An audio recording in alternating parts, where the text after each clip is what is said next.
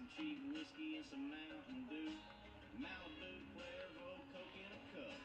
Brother, I can hook you up.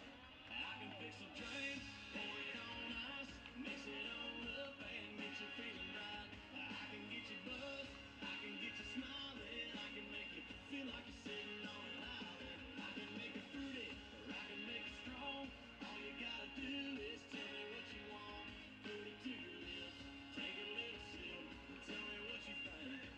Yeah, I can fix a drink. Yeah, I can fix a drink.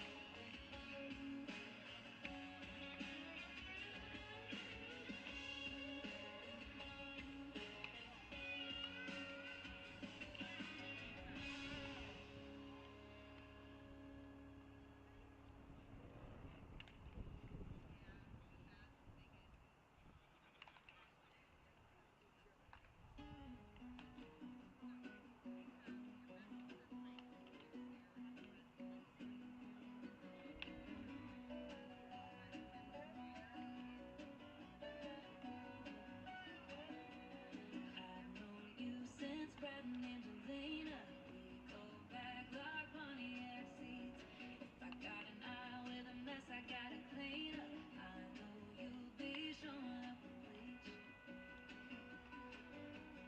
All those names that we don't ever speak of. Got a couple nights that have slipped my mind. Proof and photographs have been deleted. If you ever needed an alibi, it's dirt on you, it's dirt on me. And we both know our hands ain't clean. If it all blows up and we end up on the news, if you go down, I'm going down too. It's a good thing we're each other's kind of crazy. Ain't no judgment or keeping score. If you rob a bank, I'm your getaway Mercedes. God knows that's what friends are for. It's dirt on you, it's dirt on me. And we both know our hands ain't clean. If it all blows up and we end up on the news, if you go down, I'm going down too. If you go down, I'm going down too, yeah.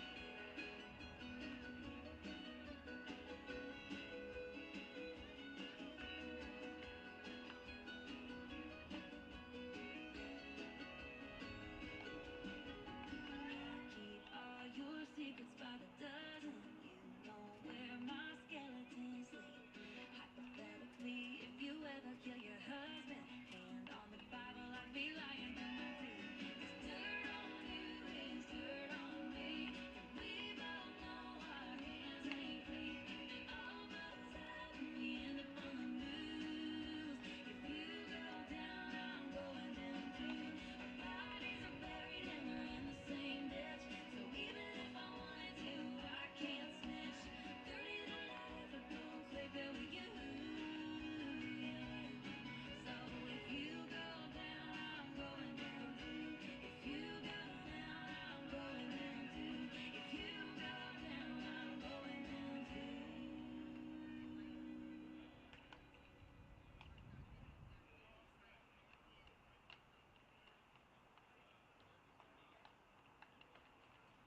We just trying to catch a good time, even if it takes all night.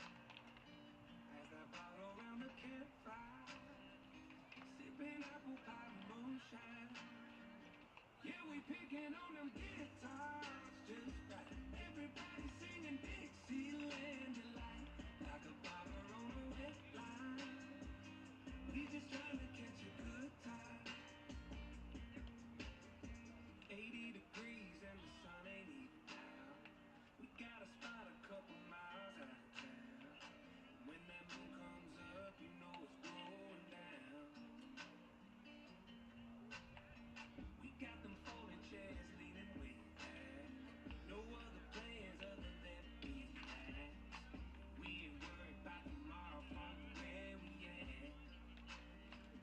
We just trying to catch a good time, even if it takes all night. Pass that bottle around the campfire, sipping apple pie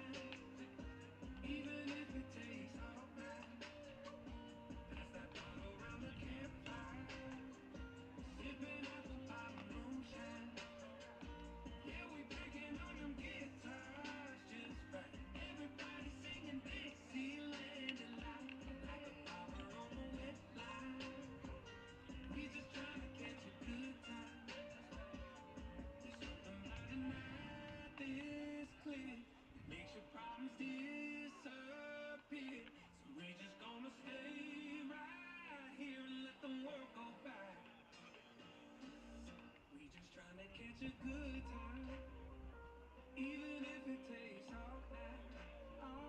Pass that bottle around the campfire, sipping apple pie moonshine. Yeah, we picking on them guitars just right. Everybody singing Dixieland delight, like a blogger on a wet line. We're just trying to catch a good time, trying to catch a good time, good time, trying to catch a good time, good time. Yeah, we're trying to catch a good time, good time, good time, trying to catch a good time, baby, good time. Oh, I think I got a bite.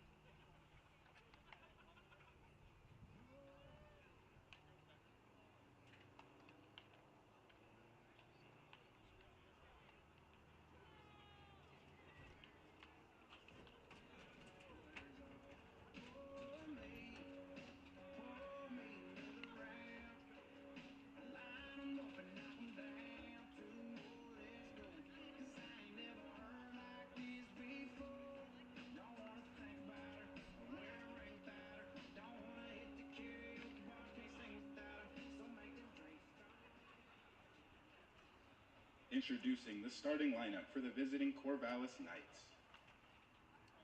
Batting first, playing right field, representing Pomona Pitzer, number 23, J.C. Ng.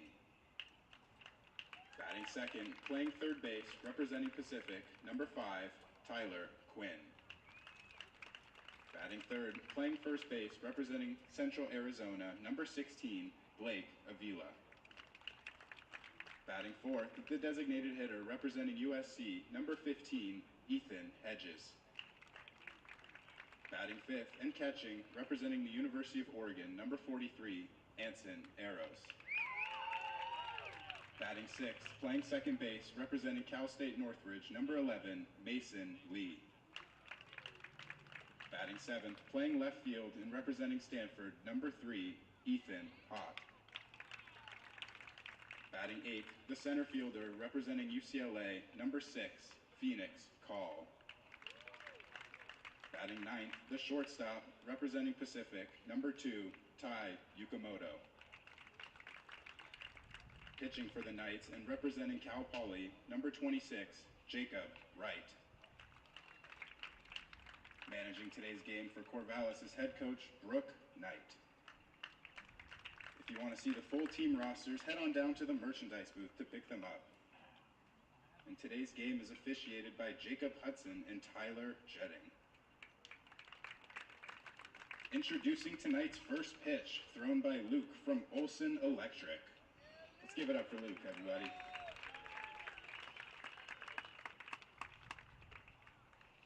All right, whenever you're ready there, Luke, let's see a strike. There you go, good pitch. Thank you, Luke. And now, the starting lineup for your Springfield Drifters. Batting first, playing center field, representing Seattle U, number 9, Cole Kleckner. Batting second, the third baseman, representing Fresno State, number 21, Ben Newton. Batting third, the left fielder, representing Fresno State, number 19, Bobby Blanford. Batting fourth, the designated hitter, representing Michigan, number 39, Joe Longo. Batting fifth, the first baseman, representing Lewis Clark State, number 31, Charlie Updegrade. Batting sixth, the second baseman, representing the University of Oregon, number 25, Ryan Cooney. Batting seventh, the right fielder, representing Fresno State, number 33, Jaden Shepard. Batting eighth and catching, representing Tulane, number 29, Reed Kellogg. Batting ninth and playing shortstop, representing Oregon State, number 7, Dawson Santana. Pitching for the Drifters and representing Lane Community College, number 14, Steyer Brinkley. Managing today's game is Drifter skipper Tommy Richards, as assisted by Alan Embry, Jordan Soonish, and Rocco Ferrari. Ladies and gentlemen, boys and girls, please rise. Over the weekend, the Corvallis Knights lost one of their own as GM Jennifer Beaumont passed away after battling cancer. We'd like to honor her with a moment of silence.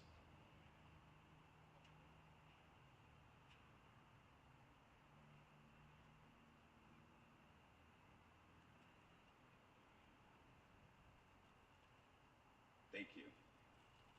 Please standing and remove your caps for the singing of our national anthem, sung by the University of Oregon Chamber Choir.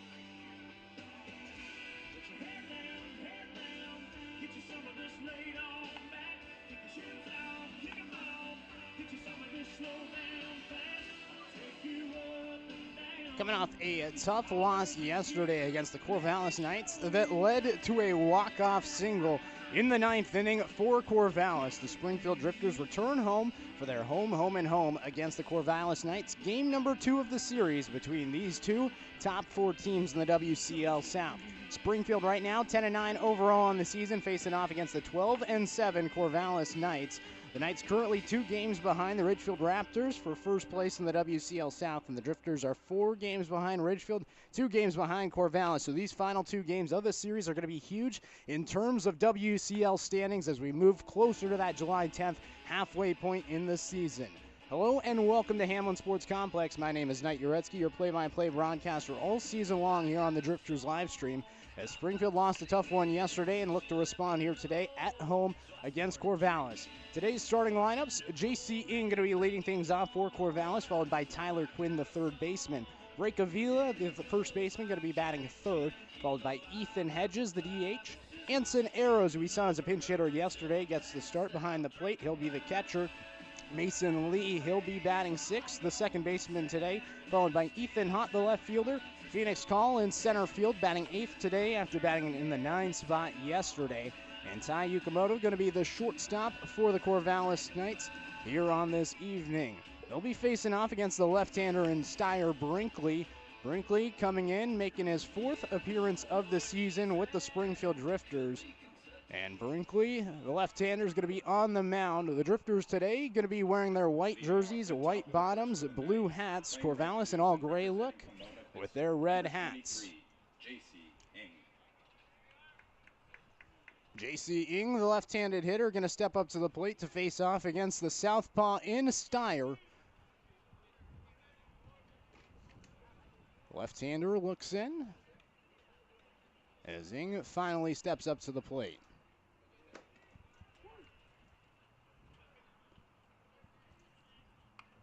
Brinkley rocks, now fires. First pitch comes in, a strike. We're underway right on time, 6:35 p.m. here on this Wednesday evening. 84 degrees is the temperature right now with wind blowing towards left field. Currently at 8-mile-per-hour wind to the southeast. 0-1 from Brinkley is going to be in there for a strike. Got the off speed to work that time. And it's 0-2 to J.C. Ing, the .281 hitter this season. 16 hits, 3 doubles, 16 RBIs with 20 walks. The 0-2, taken in the dirt. Stopped there by Reed Kellum, the catcher, and it's 1-2. So Corvallis today comes in after that 3-2 victory. J.C. Ing was hitless in the effort, had a strikeout, and went 0 for 4 overall. Now has a 1-2 count to Steyer Brinkley. In his 4th start of the season with Springfield, a 1-0 record is the left-hander. 1-2, off speed a little bit high, and it's now 2-2. Defensively today for Springfield, Bobby Blandford in left field, Cole Kleckner in center field, Jaden Shepard in right field. In the infield, Ben Newton at third, Dawson Santana the shortstop, Ryan Cooney at second, Charlie Epdegrave at first, and you heard him earlier behind the plate, Reed Kellum. 2-2, cut on and miss. That's going to be a strikeout to Steyer Brinkley to start his day here in the top of the first inning. And right away, 1 out to begin this ball game. And playing third base, representing Pacific, number 5, Tyler Quinn. Brings up Tyler Quinn now, the third baseman. Quinn this season batting .288, 21 hits, 2 doubles, a home run, and 12 RBIs.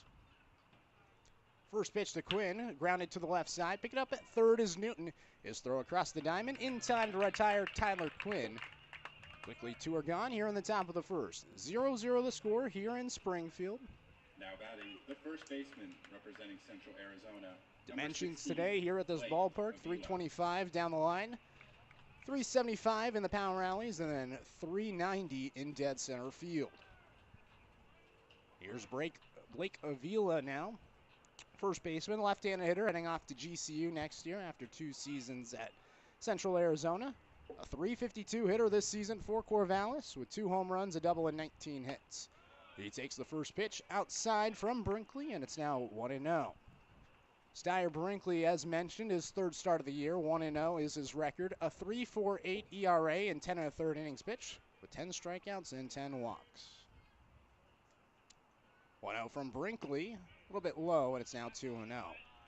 Steyer Brinkley, he's coming off his poorest performance of the season. 1 1/3, 2 earned runs with 1 hit, 4 walks, and a strikeout.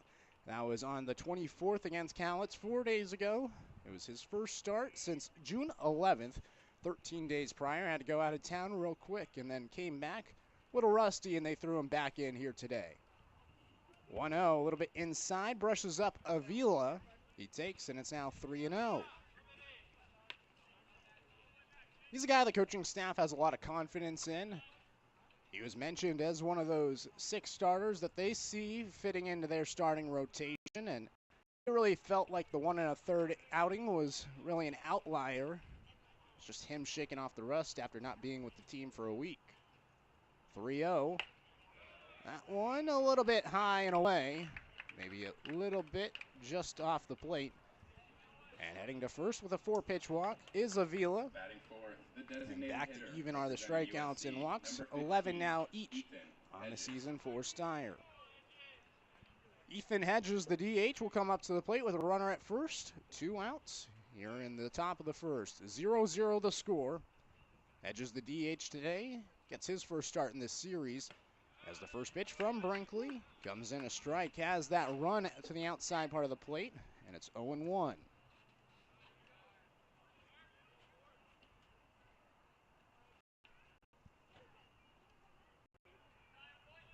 Brinkley looks to first.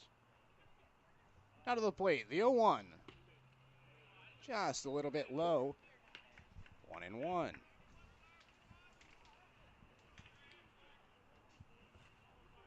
Absolutely gorgeous day here in Springfield. Not a cloud in sight. Just a little warm at 84. 1 ball, 1 strike to Ethan Hedges, the USC product. The pitch going to be lined to left field. Blandford takes 1 step in, takes the step back, and he makes the catch in left field for out number 3. Just the 2-out walk to Avila. He's left stranded at first. No runs, no errors. Way to the bottom of the first. 0-0 the score here on the Drifters live stream. Lazy yellow moon coming up to. Looking for dinner, a snack, or something sweet? Visit our concessions located inside our ballpark down the first and third baseline, or visit our candy shack next to the north side entrance.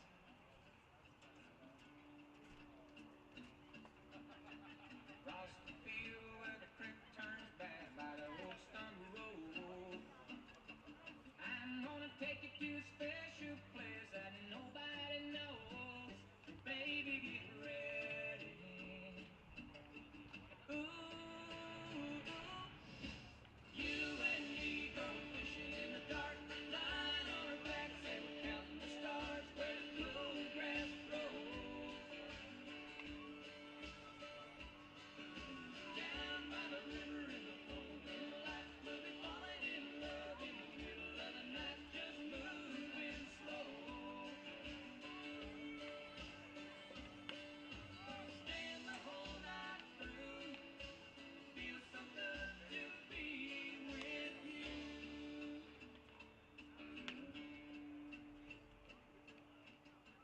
Spring's almost over and the summer's come and the days are getting long. Waited all winter for the time to be right, just to take you along. Baby, get ready.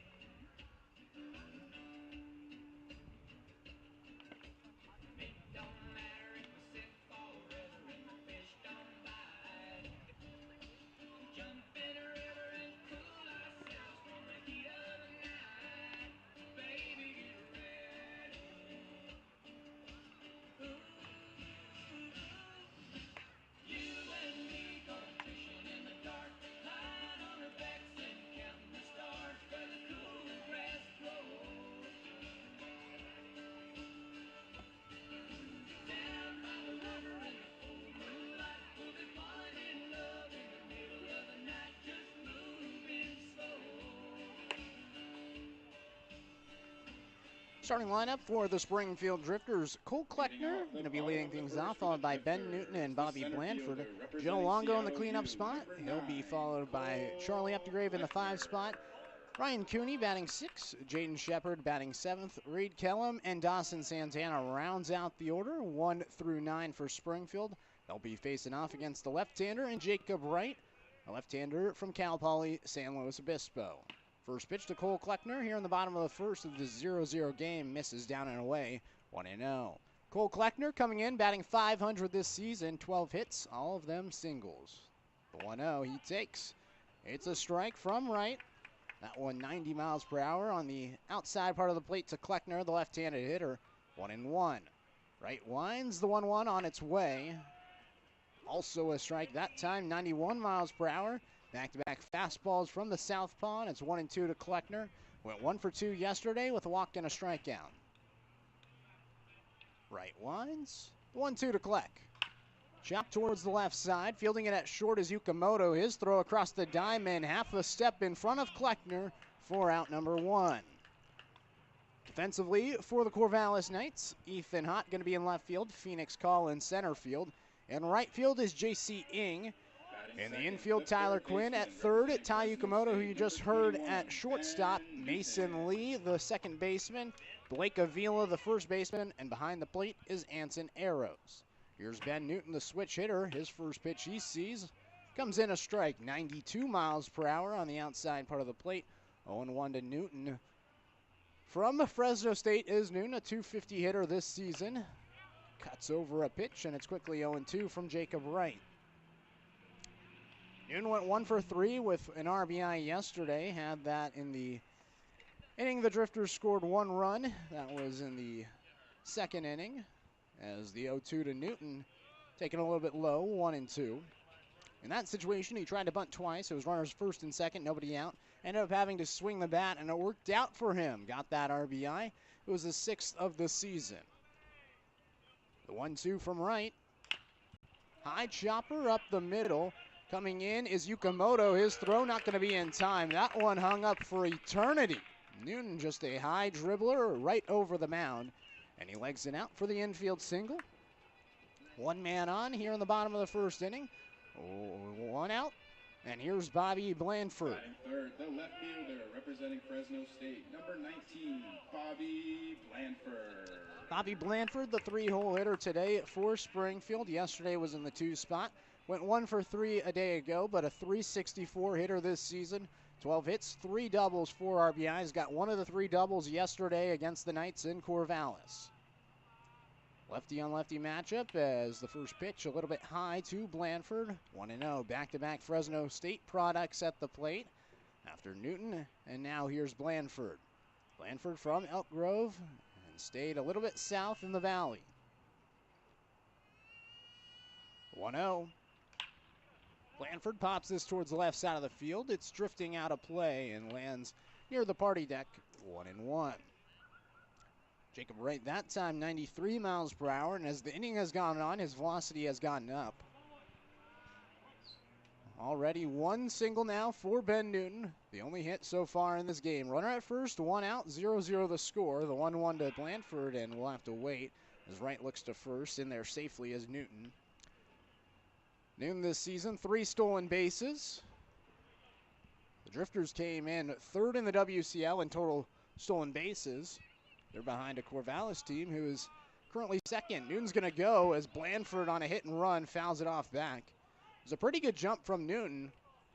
I think that if Blandford holds off, that Newton probably gets in a second, but Blandford's looking to stay alive with 2 strikes.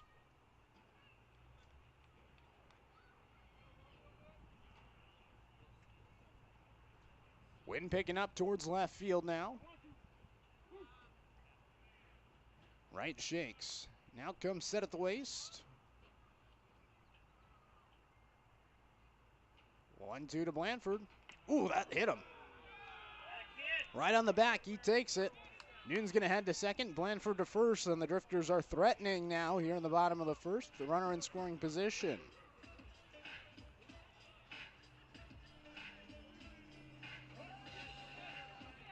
Now batting, the designated hitter representing Michigan, number 39, Joe Longo. Brings up Joe Longo, the DH. Longo this season, a .235 average, 8 hits, 2 doubles, 7 RBIs. Started that season on a 7-game hit streak, but he's been hitless in the last 2 games, going a combined 0 for 9, and went 0 for 4 yesterday with 2 strikeouts.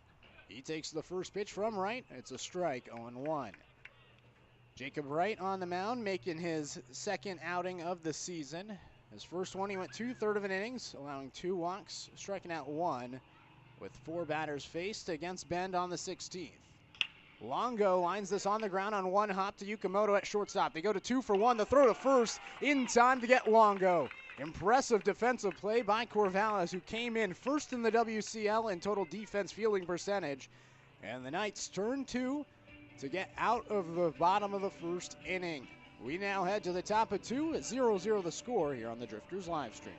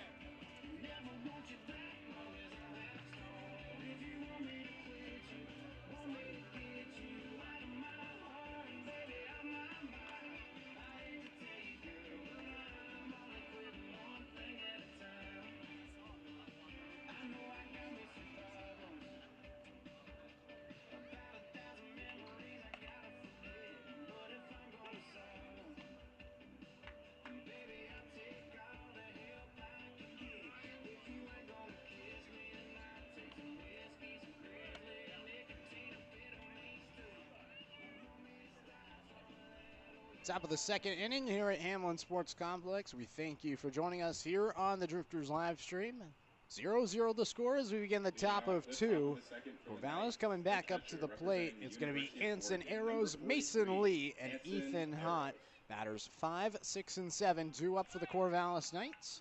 Here to face off against the lefty and Steyer Brinkley, who allowed a 1-2-out walk. Other than that, that was his only blemish. 4 batters faced in the first, with 1 strikeout for the left-hander. And now here's Anson Arrows, the switch-hitting catcher from the University of Oregon. First pitch to Arrows, sails away from Brinkley, and it's 1-0. Anson Arrows, heading into his sophomore year at the University of Oregon, has spent the last 2 years with the Oregon Ducks. Originally from Auburn, California, a .333 hitter this season with the Corvallis Knights. 1-0, he slices it deep towards center field. Kleckner giving chase in the power alley in right field. Makes the grab and slams into the wall. Just a soft touching of the Wildish sign in center field. And it's a long fly ball out by Anson Arrows. It went 360 feet towards the wall. And that was enough for Kleckner to make the catch in right center. And it'll bring up now Mason Lee.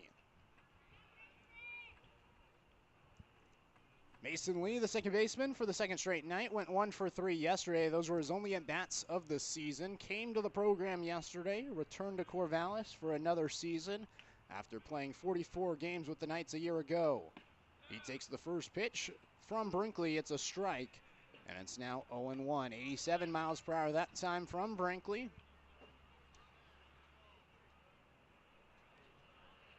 Nice little slider there to start it out to Mason Lee from Cal State Northridge. 0-1 the count with 1 out, 0-0 the score as Brinkley looks off speed once again. That time 75 miles per hour off the plate, 1-1. Mason Lee a year ago in Corvallis hit .270 with 8 doubles, a triple, and a home run. 23 RBIs for the Knights. The 1-1 popped foul, and it's now 1-2. Corvallis, a team that always seems to compete in the WCL. Brooke Knight, their head coach, has been there now 15 seasons. Won the title in 2011, 2013, 16, 17, 18, 19, 21, and 22. They're a dominant force in the WCL. The 1-2 to Lee. He goes golfing. It's a strikeout for Brinkley, his second, as he got him to chase down and away, and quickly 2 are gone. Now here on the top of 2. Representing Stanford, number 3, Ethan Hott. Brings up Ethan Hott now, the left fielder. Hott, a sophomore, going into Stanford. Did not appear in any games this past season with the Cardinal, but now playing in Corvallis, looking to make a jump into year 2. First pitch from Brinkley, sliced behind the plate, foul, 0-1. 323 is the average for Ethan Hott. 10 hits, 31 at-bats, with a double and 10 RBIs. Went 1 for 1 yesterday with an RBI. As the 0-1 to Hott is outside, and it's now 1-1. That 1 RBI was the game winner for Corvallis.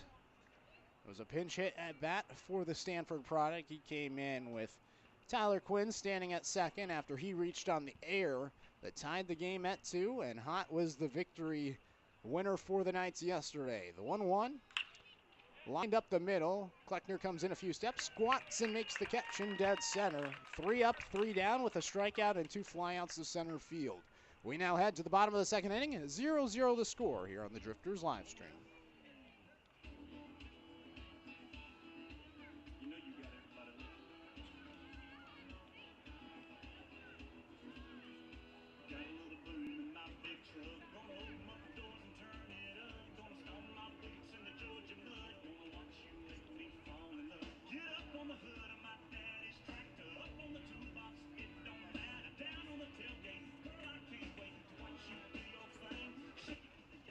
It's time for our dance contest. Stand up and let's see those dance moves. The best dancer may win a prize.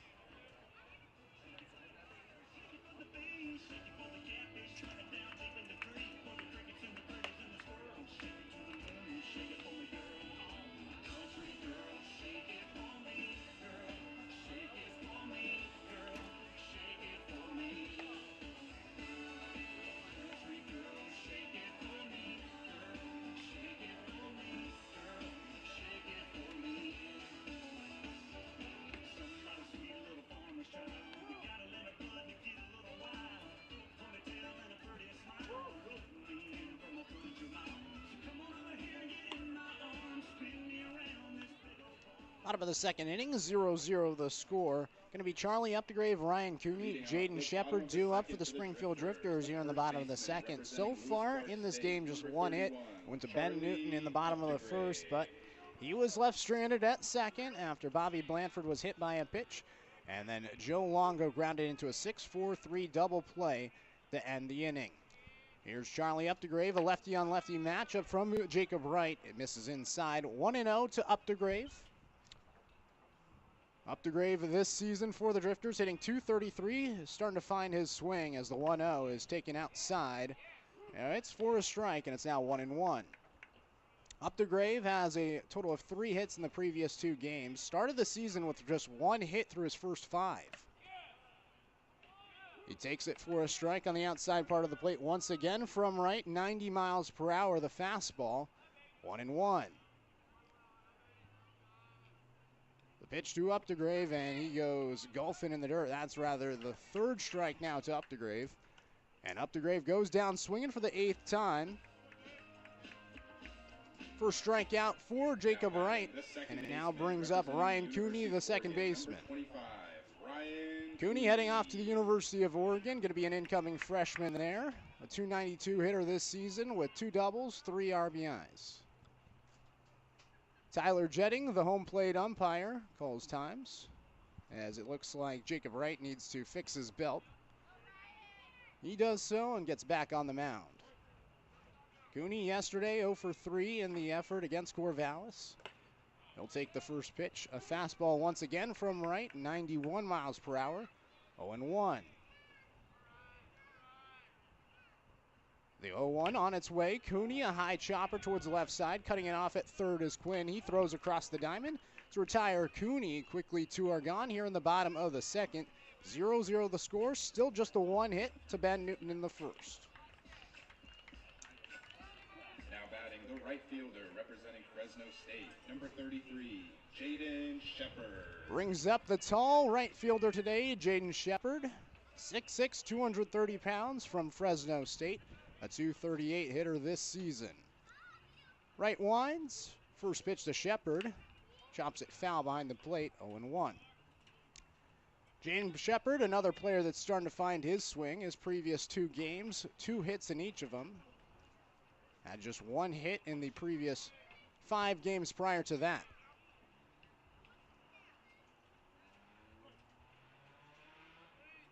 Oh, 1. Right winds. The pitch. Taken at the chest for a strike. Going too quickly to Shepard. He's gone down swinging 3 times this season.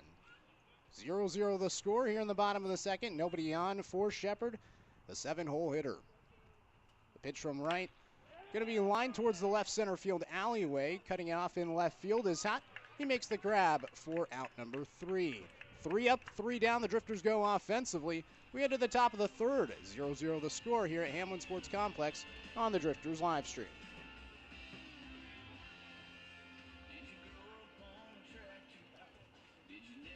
Don't forget to grab your Drifters gear before it's gone. Visit the Drifters merchandise store located by the north entrance and be part of the Drifters crew for the entire 2023 season. With a great selection of styles and sizes, you're sure to find the perfect gear for the entire family.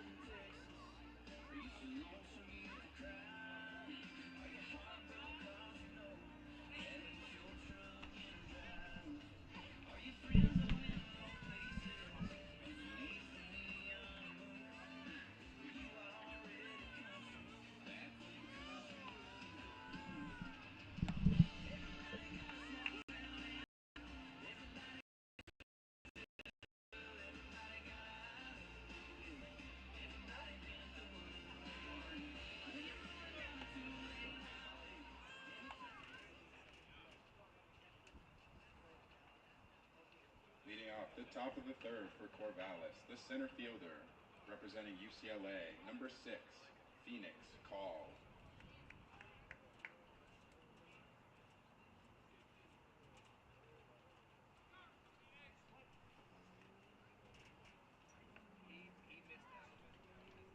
Top of the third inning, Phoenix Call going to be leading things off as the product heading to UCLA next year fouls off the first pitch from Steyer Brinkley, 0-1. 0-0 the score as we begin the top of the third inning here at Hamlin Sports Complex. Phoenix Call, Tai Yukamoto, and J.C. Ing, batters 8, 9, and 1 due up for the Corvallis Knights. 0-1 to Call. That one just a little low. Nope, called a strike by Tyler Jetting, the home plate umpire, 0-2, and it seems like he's taking his time today. Consistently throughout the year, he's been that type of umpire, waiting a second before making that call. No balls, 2 strikes to Phoenix. The pitch. That one's a called strike, 3 to the incoming freshman. Third strikeout for Steyer Brinkley. This one looking his first of the evening with the backwards K. And it brings up Tai Yukamoto, the shortstop. Yukamoto, a junior from Pacific, a .306 hitter this season, 3 doubles, 10 RBIs with the Corvallis Knights. Lefty on lefty matchup here as Brinkley's first pitch is taken. One comes in a little bit low now to Yukamoto, who showed bunt, pulled it back, 1-0. Brinkley so far his first time through the order. This is the 9th batter. This is fouled off by Yukamoto, 1-1. Only blemish the first time through so far, a walk to Avila back in the first inning. Other than that, he's retired everybody.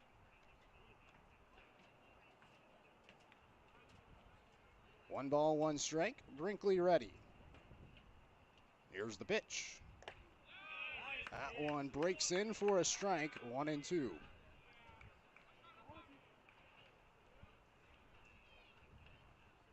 Yukamoto getting his first action in the series. Did not get the start yesterday in Corvallis. Gets the nod at short here today. The 1-2. Breaks away from the plate, just softly dribbled right back to Brinkley. He sidearms it to first and retires Yukamoto quickly. 2 up, 2 down here in the top of the third. And it brings up the top of the order in J.C. Ing. Back to the top of the order for the Knights, the right fielder, number 23, J.C. Ing. Ing struck out swinging to begin the ball game. Now comes up for the second time against Steyer Brinkley. Wind continues to gust out towards left field. It seems to be picking up this afternoon. Normally a pitcher's ballpark, but we've seen balls fly here. As the first pitch breaks away to Ing, 1-0. Ing, a product from Pomona Pitzer, hit .308 this past season at Pomona Pitzer.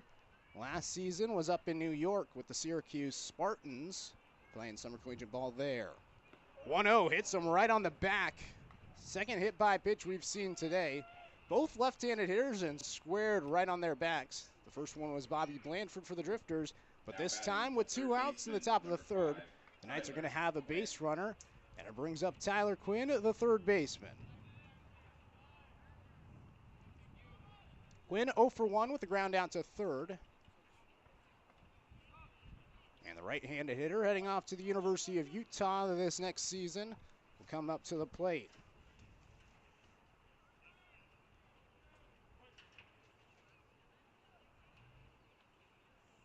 Brinkley ready. As he's just going to toss it over to first, up to Gravecheck in there. So far, just 1 hit in the ball game. That one to Ben Newton in the first inning. Brinkley, he's been dealing on the mound. A lot more accurate than his last outing, which he just went 1 1/3 with 4 walks. As he misses inside this time, and it's 1-0. Brinkley is a guy that went the JUCO route. Originally from Yerington, Nevada, small town about an hour away from Reno. Played his high school ball in Reno, but then ended up coming to Eugene and playing at Lane Community College. 1-0, a little low to Quinn, now 2-0.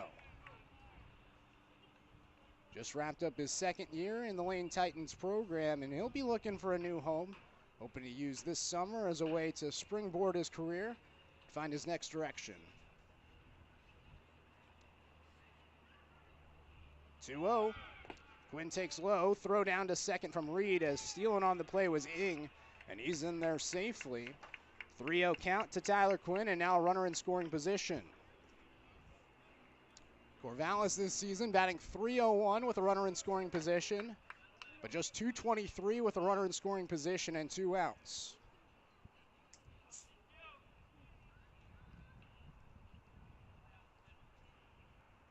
Three balls, no strikes.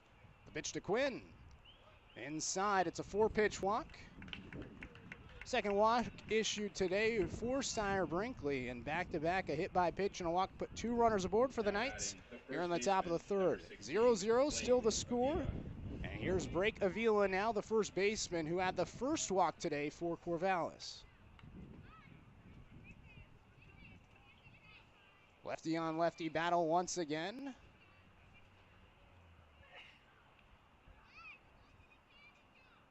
First pitch to Avila.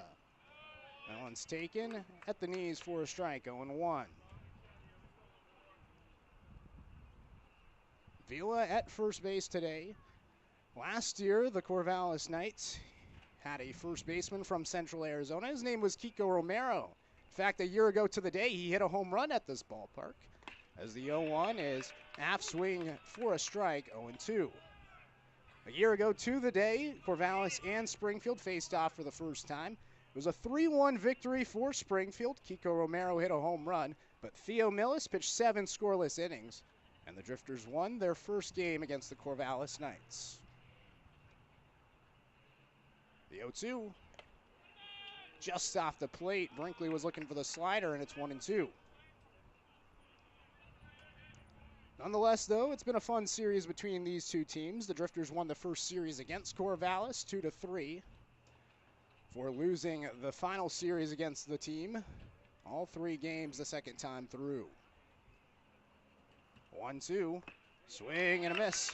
Strikeout for Sire Brinkley, that's his 4th of the evening. He's 2 runners stranded after the hit by pitch and walk. We head to the bottom of the third, 0-0 the score here on the Drifters live stream.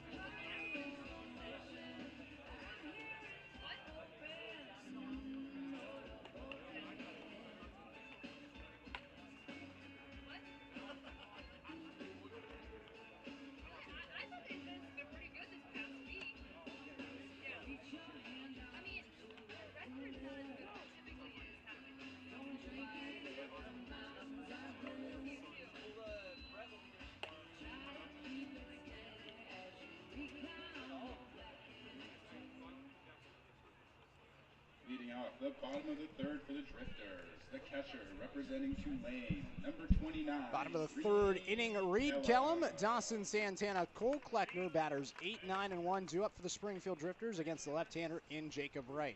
At this time, I'm going to bring on Mike Parker, the voice of the Corvallis Knights, to join me for this half inning. He'll be taking over the middle innings, 4, 5, and 6 for me here on the Drifters live stream. Get to collaborate a little bit with Mike Parker, who is also the voice of Oregon State. Knight, thanks for having me. Good to be here with you. 0-1 the count to Reed Kellum after the foul ball. Grounds this one to the left side. Yukamoto backhands it at short, throws across the diamond, and gets Reed Kellum, who is sprinting down the line. Kellum's been dealing with a little bit of a leg issue. Nonetheless, he was able to get down the line in a hurry, but just behind the throw of Yukamoto.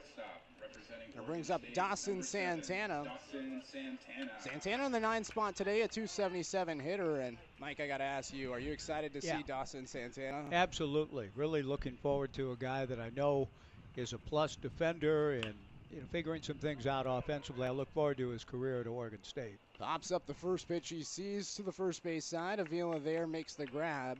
And quickly 2 are gone. And it brings up the top of the order in Cole Kleckner. And just as you are watching for the Corvallis Knights, ants and arrows in terms of University of Oregon fans, I know Coach Marcus Henkel is here tonight taking a look. Marcus with his wife and his son Anthony. I visited with them. They said they came specifically to see arrows at work tonight for the Corvallis Knights. First pitch to Cole Kleckner. Taken for a strike, 0-1. And absolutely, actually, Anson and I go way back. 2 summers ago, I broadcast with him in the California Collegiate League when he was playing for the Corvallis, or not the Corvallis Knights, the Conejo Oaks, now playing for the Corvallis Knights. As this one is outside, 1-1. Could you see the big talent even then? Yeah. Even then, he batted .333 with the Oaks then, was selected to the CCL All-Showcase team. I mean, he just knew that he was going to be raw. 1-1 to Kleckner, down and away, and Kleckner is now 0 for 1. Had a ground out back in the first inning, up for the second time.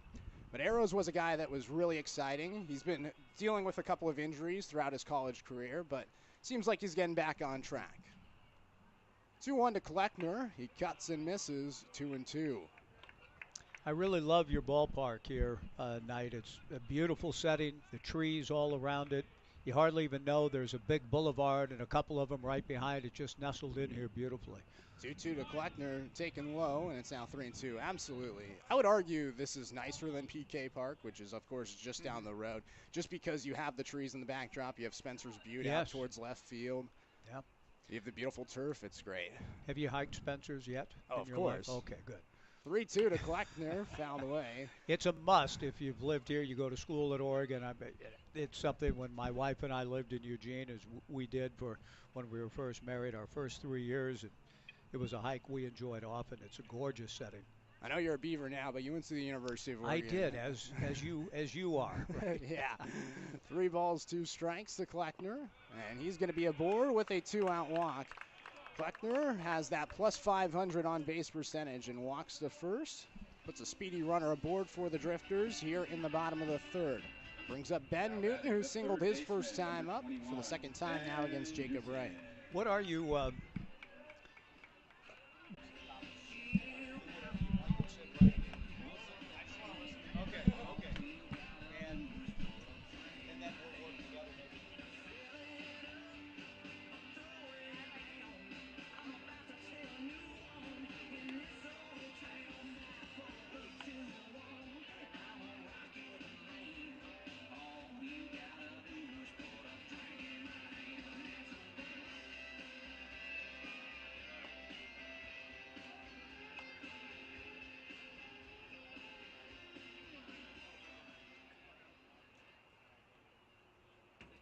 To the top of the 4th, the designated hitter, number 15, Ethan.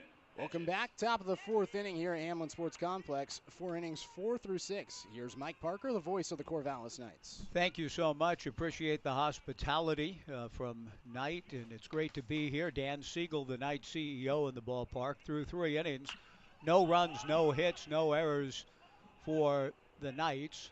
No runs, 1 hit, no errors for Springfield, leading things off for the Knights in the top of the 4th. Drew Hedges, and he lifts a little pop fly to right field on the first pitch. Hunter Shepard gathers it in. 1 pitch, 1 gone. A good outing for Styer Brinkley and his counterpart, the Knights left-hander Jacob Wright. A game very similar to last night's with the accent on pitching. One of the more thrilling games of the season, certainly from the Knights' perspective. A great ball game, a walk-off win, 2 runs in the bottom of the 9th, and even though it was a heartbreaker for Springfield, it was an excellent baseball game, and we have the makings of another one here on a beautiful, warm evening in Springfield. Great to be with you, and again, honored to be working with Knight Uretsky on the Drifters live stream. The first pitch to Anson Arrows, he shows bunt and takes low and in, ball 1. 1-0. Styer Brinkley comes set. The former Titan at nearby LCC delivers a fastball and just misses, and is behind the count to Arrows 2 balls and no strikes. Steyer Brinkley and Reed Kellum, the battery for the Drifters. Charlie Updegrave at first, Ryan Cooney at second, Dawson Santana at short, Ben Newton at third, Bobby Blanford in left, Cole Kleckner in center, and Hunter Shepard in right. The 2-0 pitch, Anson again shows bunt and takes high and away, ball 3. 3-0. Tyler Jetting, the home plate arbiter this evening. Jacob Hudson on the bases. No score, top of the 4th. The second of the 3-game series, which will conclude tomorrow night, back up in Corvallis at Goss Stadium at Coleman Field. The 3-0 pitch sails high and away, ball 4. 4-pitch walk to Anson Arrows. The Knights drawing their 3rd walk. They've also had a batter hit, but they're still looking for their first base hit in this scoreless affair. Mason Lee, the batter. Mason, newly arrived from Cal State Northridge, but a familiar face, helped the Knights win their 6th consecutive West Coast League championship last summer. Mason in the back of the box, feet together, an open stance, kind of a unique batting style. Mason takes high and away, ball 1, 1-0 from Steyer Brinkley. And with 5 straight pitches out of the zone, Reed Kellum heads out to the mound for a conversation with his battery mate. Couple of quick notes for those of you who are planning on attending tomorrow night at Goss Stadium at Coleman Field in the series finale. It'll be Hero Night and Thirsty Thursday. Coming up this weekend, Cowlitz will be in town, T-shirt giveaway Friday, cowbells on Saturday, and fireworks on Sunday, 7:15. Note the start time Sunday night to accommodate darkness, and fireworks, always a huge extravaganza in our ballpark coming up Sunday night. Reed Kellum lingers a little bit with Steyer Brinkley, and no one is throwing back of Steyer, who hasn't given up a hit, but a 1-out walk to Arrows, 1-0 to Mason Lee. Ethan Hott on deck. The Knights are occupying the hot dugout here at the Hamlin Sports Complex this time of the evening. There goes Arrows. The pitch is inside on the corner for a strike, and the throwdown is too late. Arrows looked back in. I was a little surprised in that he looked back in. Mason Lee was taking a pitch all the way to run the count to 1-1, but Arrows looked in, which indicates to me that a hit-and-run play might have been on, but Lee took the pitch with considerable aplomb, as though he were intending to. I don't know if a sign was missed or Arrows was just curious, but he gets the steal, and now Mason Lee with a chance to drive him in. Arrows hopping away from second. Brinkley delivers a chopper up along third. Ben Newton fields and throws out Mason Lee, with Anson Arrows holding at second base. 2 down, and Ethan Hott, the batter. The left fielder, number 3. And Hott was the hero in last night's ball game. Speaking of hero night tomorrow night, last night it was Ethan Hott with the game-winning base hit to center field in the bottom of the 9th inning. And I'm not sure I've seen a deeper celebration than what took place in not a dog pile. Ethan Hott kind of avoided that, but he ran all the way out to deep center field to avoid being fully taken down and swarmed by his teammates. It was a pleasant scene for the Knights last night at home. Ethan takes low, ball 1, no score, top of the 4th inning. Anson Arrows from second with 2 down. The left-hander Steyer Brinkley out of the stretch, comes to the plate and misses high and away, ball 2. 2 balls and no strikes. It is a beautiful setting here, and again, I remember being here a year ago, just thinking about the possibilities and this ballpark becoming a fixture in the summertime for residents in the whole metro area, but particularly here in Springfield. I think there's a bright future for the Drifters. The 2-0 pitch, a strike, and the count 2-1, and depending on the future of the professional baseball team just over the hill here down at PK Park and the Eugene Emeralds, and what their long-range future is, who knows, but the Drifters could pick up a considerable number of fans in the seasons ahead. The 2-1 pitch on the way, sails high and away, ball 3. 3-1 to Ethan Hott. No score in the 4th, but the Knights with a good opportunity to change that. Phoenix Call on deck. Ansonero's a very good athlete, can really run, gets his lead from second. Ethan Hott, right-handed hitter, open stance, awaits the 3-1 pitch and takes high and away for ball 4. Brinkley has been very effective tonight, no question about that, but he has walked 4 and hit a batter, so he's walking a little bit of a dangerous line. And Phoenix Call hopes to make him pay. Call struck out in the third. Phoenix has been a true joy to watch since his arrival with the Corvallis Knights. What an athlete, a bazooka of an arm. We saw him throw a fastball off the middle of Blake Avila in his debut. Phoenix takes high and away, ball 1, 1-0. Brooke Knight told me that the throw from short came across the diamond at 96 miles per hour. And Blake Avila, I think, was a little surprised at that kind of velo coming from the shortstop and didn't catch it. The error was charged to Call, but I think Avila will tell you, ooh, that got on him in a hurry. Phoenix swings and doesn't get the 1-0 pitch to even the count at 1-1. But just a tremendous athlete. Home plate umpire asking for time. Tyler Jetting with a new baseball put in play, and the catcher, Reed Kellum, in some miseries at the moment. And it'll just take a little bit of time that the home plate umpire, Tyler Jetting, can empathize with, and many watching can empathize with at the moment. 1 ball and 1 strike with 2 on and 2 out in this scoreless affair in the fourth. Phoenix Call trying to deliver at the plate now, playing center field tonight. His athletic ability will serve him well anywhere John Savage will choose to play him. The 1-1 pitch to Phoenix is outside, ball 2, 2-1. But just watching him throw from short, just eye-popping defensive skills. Trying to help with the bat now with Ansoneros at second, Ethan Hott at first. Arrows is going to third, trailing behind him is Hott, and no throw from the catcher, Reed Kellum. The 2-1 pitch missing to run the count to 3-1. And that's good base running on Arrows' part. He's stolen 2 bases in the inning. And now Phoenix Call with a base hit could plate 2. With Hott at second, Arrows at third, 3-1 to Phoenix. Tai Yukamoto on deck. The 3-1 pitch is lifted foul to the right, and just seeing the ball go to that right in that direction. The last time that I played a competitive baseball game, Hamlin Field in the summer of 1976. Just coming back here brings back good memories playing American Legion ball over at Hamlin Field. 3-2 the count, 2 down, second and third for the Knights, no score. Brinkley delivers, fastball taken, strike 3 called to retire the side. Excellent pitch by Steyer Brinkley. The Knights threaten but come up empty, leaving 2. And at the end of 3.5, it's still the Knights nothing, the Drifters nothing on the Drifters live stream.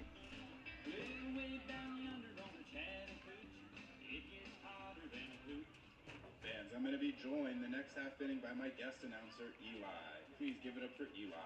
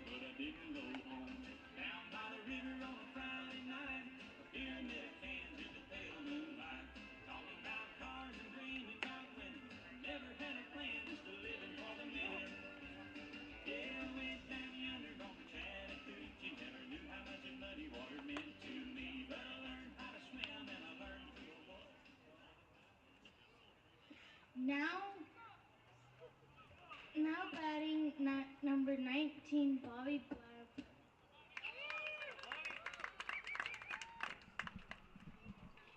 Bottom of the fourth inning at Hamlin Sports Complex, no score. Mike Parker working tonight along with Knight Uretsky on the Drifters live stream. Great to be with you on this gorgeous evening here in the southern Willamette Valley, and a good pitcher's duel going. Bobby Blanford leading things off, fouling the first pitch back from Jacob Wright, the Knights left-hander who has been matching stuff with Steyer Brinkley. Scoreless in the bottom of the fourth. The strike one pitch taken low, and Ansonero's not receiving cleanly. That has been, for all of the great things we've seen from Anson, it looks like an area that perhaps just trying to either make adjustments or get a little bit cleaner in terms of consistent receiving. The 1-1 pitch pulled foul in front of the Drifters dugout, and the count goes to 1-2 to Bobby Blanford. Bottom of the fourth inning, no score. Bobby Blanford, Joe Longo, and Charlie Updegrave against Knights left-hander Jacob Wright. Jacob to the plate, breaking ball on a peel on the check swing. No swing, says Jacob Hudson. And the count is even up. 2 balls and 2 strikes to Blanford.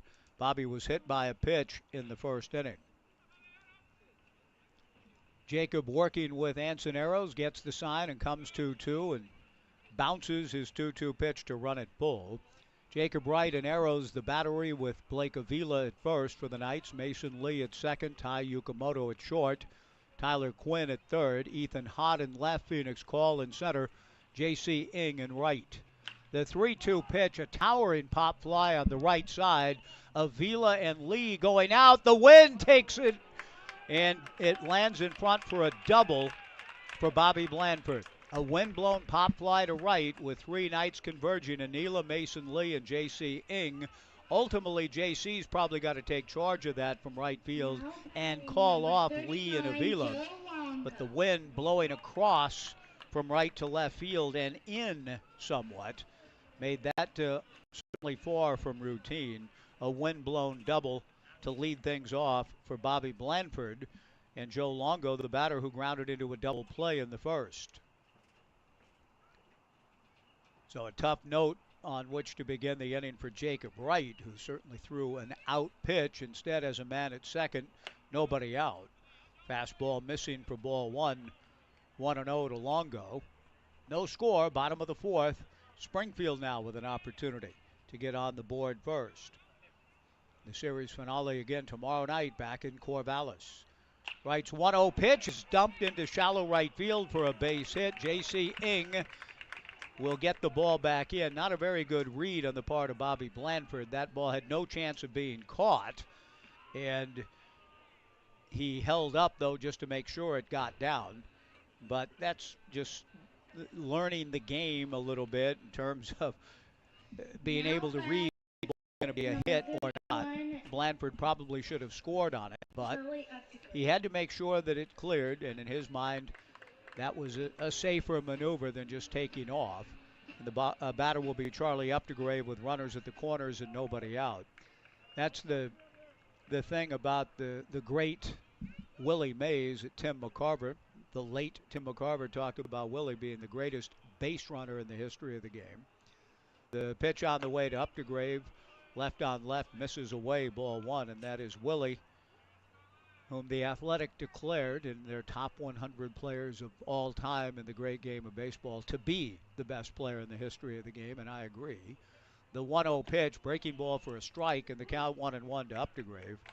And part of that is he did more things better than anyone else. He could run, he could hit with power, he could throw, field, with that nobody ever did as many things well as Willie did.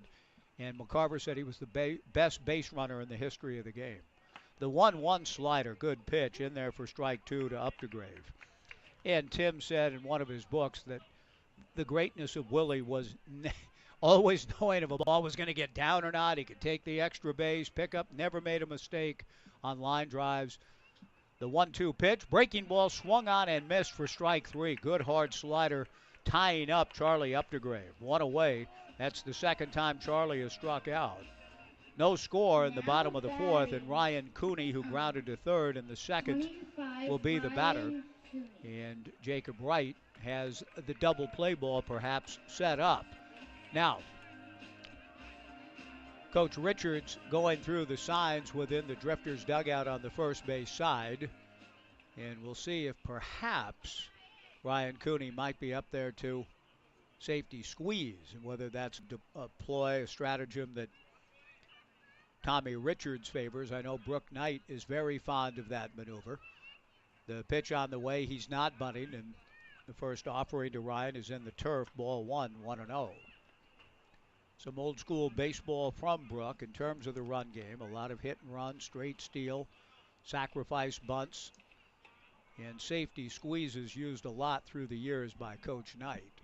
First and third, one out. 1-0 to Cooney, a throw to first, and back to the bag goes Joe Longo. Bobby Blanford at third, Longo at first. One out. The Knights infield at double play depth. Yukamoto and Lee up the middle. Phoenix calls straight away and shallow in center field. A wind-blown double and a blooping base hit. Another throw to first, and again Longo back to the bag. Springfield trying to get this series even, with the Knights and Drifters giving chase to red-hot Ridgefield in the South Division. Out of the stretch works Jacob Wright, the lefty to the plate, swung on and fouled at the plate. The count to Cooney, 1-1 strike. But that ability to pick up the extra 90 feet, Mays was so gifted as a runner that he would deke outfielders into throwing to the wrong base. He'd act like he was slowing down and then speed up, or just a genius in the game. A throw to first and back to the bag again goes Longo. So much so that the gifted actress Tallulah Bankhead said once, there have only been two geniuses in the history of the world, and they're both named Willie. Willie Shakespeare and Willie Mays. She's probably about right. Breaking ball misses down and in. Ball 2-1 from Jacob Wright. No score. Bottom of the fourth inning. The Drifters with runners at the corners and one out. And once again, Jacob Wright's uni coming a little bit disheveled. He's asked to tuck his jersey down in a little bit tighter, and he does. And now the left-hander comes back to the plate with a 2-1 pitch, and it's chopped foul towards the Knights dugout on the third base side. That sun's still beating down on the Knights within their dugout at third. Beautiful evening for baseball. Great to have you with us here on the Drifters live stream. First and third, one out. 2 balls and 2 strikes to Ryan Cooney with Hunter Shepard on deck. Jacob Wright to the plate, a chopper foul back of the plate. And the count remains 2 balls and 2 strikes. You know, what Knight was saying earlier, I agree with. The setting here is just magnificent in that there are busy streets out there. Centennial, and whenever that street is going by, they meet up at a huge intersection, and you wouldn't know it sitting here in this beautiful park setting. The 2-2 pitch is a ground ball toward shortstop. Yukamoto to Lee for one, on to first, double play, and the inning is over. The Knights turning their second 6-4-3 double play. A good stretch by Avila at first, and both teams squander an opportunity in the fourth. And thus, through 4 innings, we remain scoreless. The Knights nothing, the Drifters nothing, on the Drifters live stream.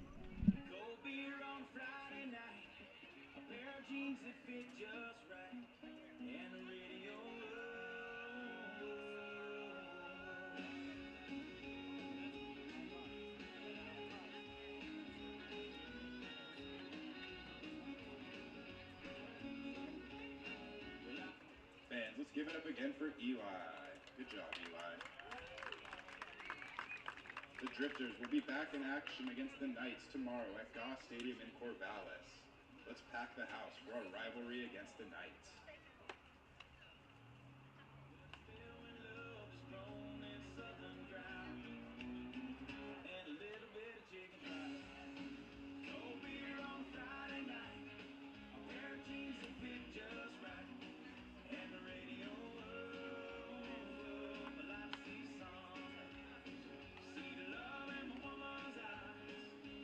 touch of a precious child and no mother's love.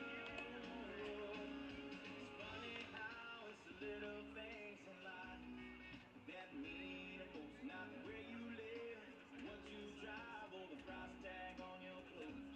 There's no dollar sign on a piece of mind, just how come to know. Leading off the top of the fifth for Corvallis, the shortstop, number 2, Tai Yukamoto.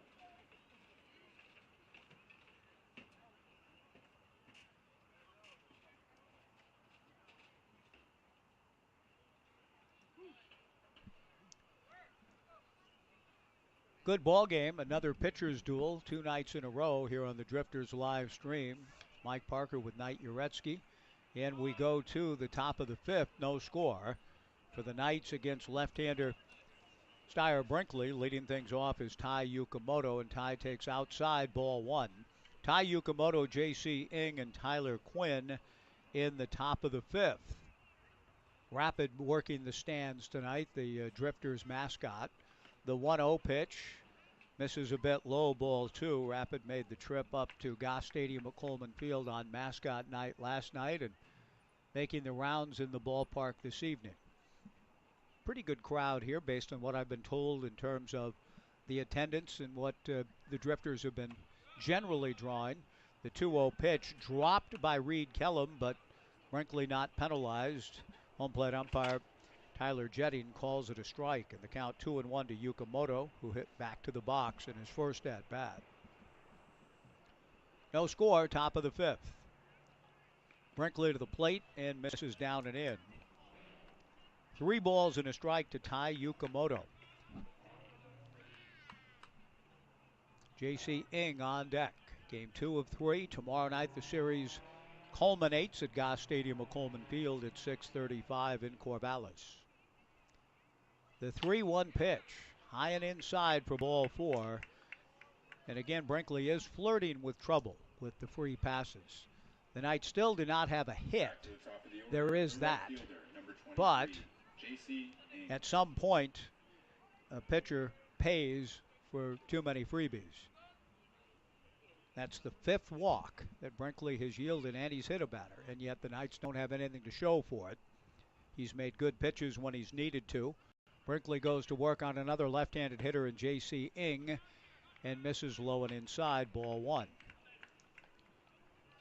1 ball and no strikes. Our ball game got underway tonight just before the first pitch. A beautiful rendition of our national anthem from the University of Oregon Chamber Choir under the direction of Dr. Sharon Paul. The 1-0 pitch is in there for a strike, and the count 1-1 to J.C. Ng. About 30 members of the Oregon Chamber Choir here, and they sounded beautiful. Said it was their first time at the ballpark this summer. They came out here once last year. 1 ball, 1 strike, no score in the top of the 5th inning. A throw to first and Tai Yukamoto back. Brook Knight going through the signs at third. The Knights a prolific running club and have been historically. 9 West Coast League championships, including the last 6, and every club has run. Some more, of course, than others, but Brook Knights always put pressure on the opposition with the run game. 3 stolen bases last inning, in fact, for the Knights, but they came up empty. Fastball in there for a strike, and the count 1-2 to J.C. Ng, who has struck out and been hit by a pitch. He has a stolen base as well. So the Knights are running. They're not hitting per se. Neither team is. We're scoreless in the 5th. Good ball game. 1-2 to J.C. Ng, and a pickoff play to first. Updegrave throws to the shortstop, Dawson Santana, and the ball may have hit Yukamoto. Let's hope Ty's okay, as the throw came from Updegrave, might have hit Ty. Ty is safely into second with another stolen base. A good move made by Brinkley, but that's a tough throw for the first baseman, with trying to get the ball to the shortstop covering, has the runner right in the path, and threw it directly into Yukamoto and Ty in safely when Santana was not able to receive cleanly. Brooke Knight has a quick conversation with the base umpire, Jacob Hudson, maybe inquiring of Jacob, what did you see from my guy? Because Jacob appeared to be showing Brooke his instep, the right instep of the umpire's foot, maybe indicating that was what was bothering Yukamoto. Meanwhile, J.C. Ing awaits another 1-2 pitch coming from Steyer Brinkley. Breaking ball outside, ball 2, 2-2. No score, top of the fifth inning, but the Knights with perhaps their best opportunity to change that. A runner at second, nobody out for the first time tonight. 2-2 the count to JC. Tyler Quinn on deck. Brinkley ready. The lefty delivers just outside. Ball 3. Reed Kellum trying to catch it and frame it up. One of the great framers is coming to Seattle for the All-Star game at T-Mobile Park. None other than former Corvallis Knight and former Beaver Adley Rutschman will be the starting catcher for the American League. On his way to third, and the throw goes into center field. Tai Yukamoto will score with Steyer Brinkley turning and throwing to the wrong base. If he just steps off and throws to third to Ben Newton, he has an out easily on Tai Yukamoto. But there is another example of the running game coming into play. It puts pressure on the opposition to play the game the right way and make a decision. And in this case, Brinkley turned and was maybe not properly communicated with, but he threw the ball to the wrong guy and didn't even get it to the guy. Threw it into center field. A ground ball wide of third. Ben Newton sprawls to his left, fields and throws to first. Not in time, and J.C. Ing is aboard on the infield single with the Knights taking the lead. To nothing. So Yukamoto will get credit for another stolen base and then scores on the throwing error by Steyer Brinkley. And Tommy Richards out to the mound with the Knights taking the 1-0 lead, getting their first hit here in the fifth on the infield single, and that's going to do it for Steyer. And Steyer was mad at himself. After he turned and threw to center field, you could kind of see him exhale and like, what in the world did I do that for? And I'm not sure if his teammates were calling 3-3-3 or not. But that was where the play should have gone to, and if he just steps off and throws, Yukamoto's out easily. But instead he whirled and threw the ball into center. The Knights are on the board. A base hit for J.C. Ing. So Steyer Brinkley leaves after giving up just one hit. But he's down 1-0. A new pitcher coming in. We'll find out about him. We'll take a break and come back with more on the Drifters live stream right after this.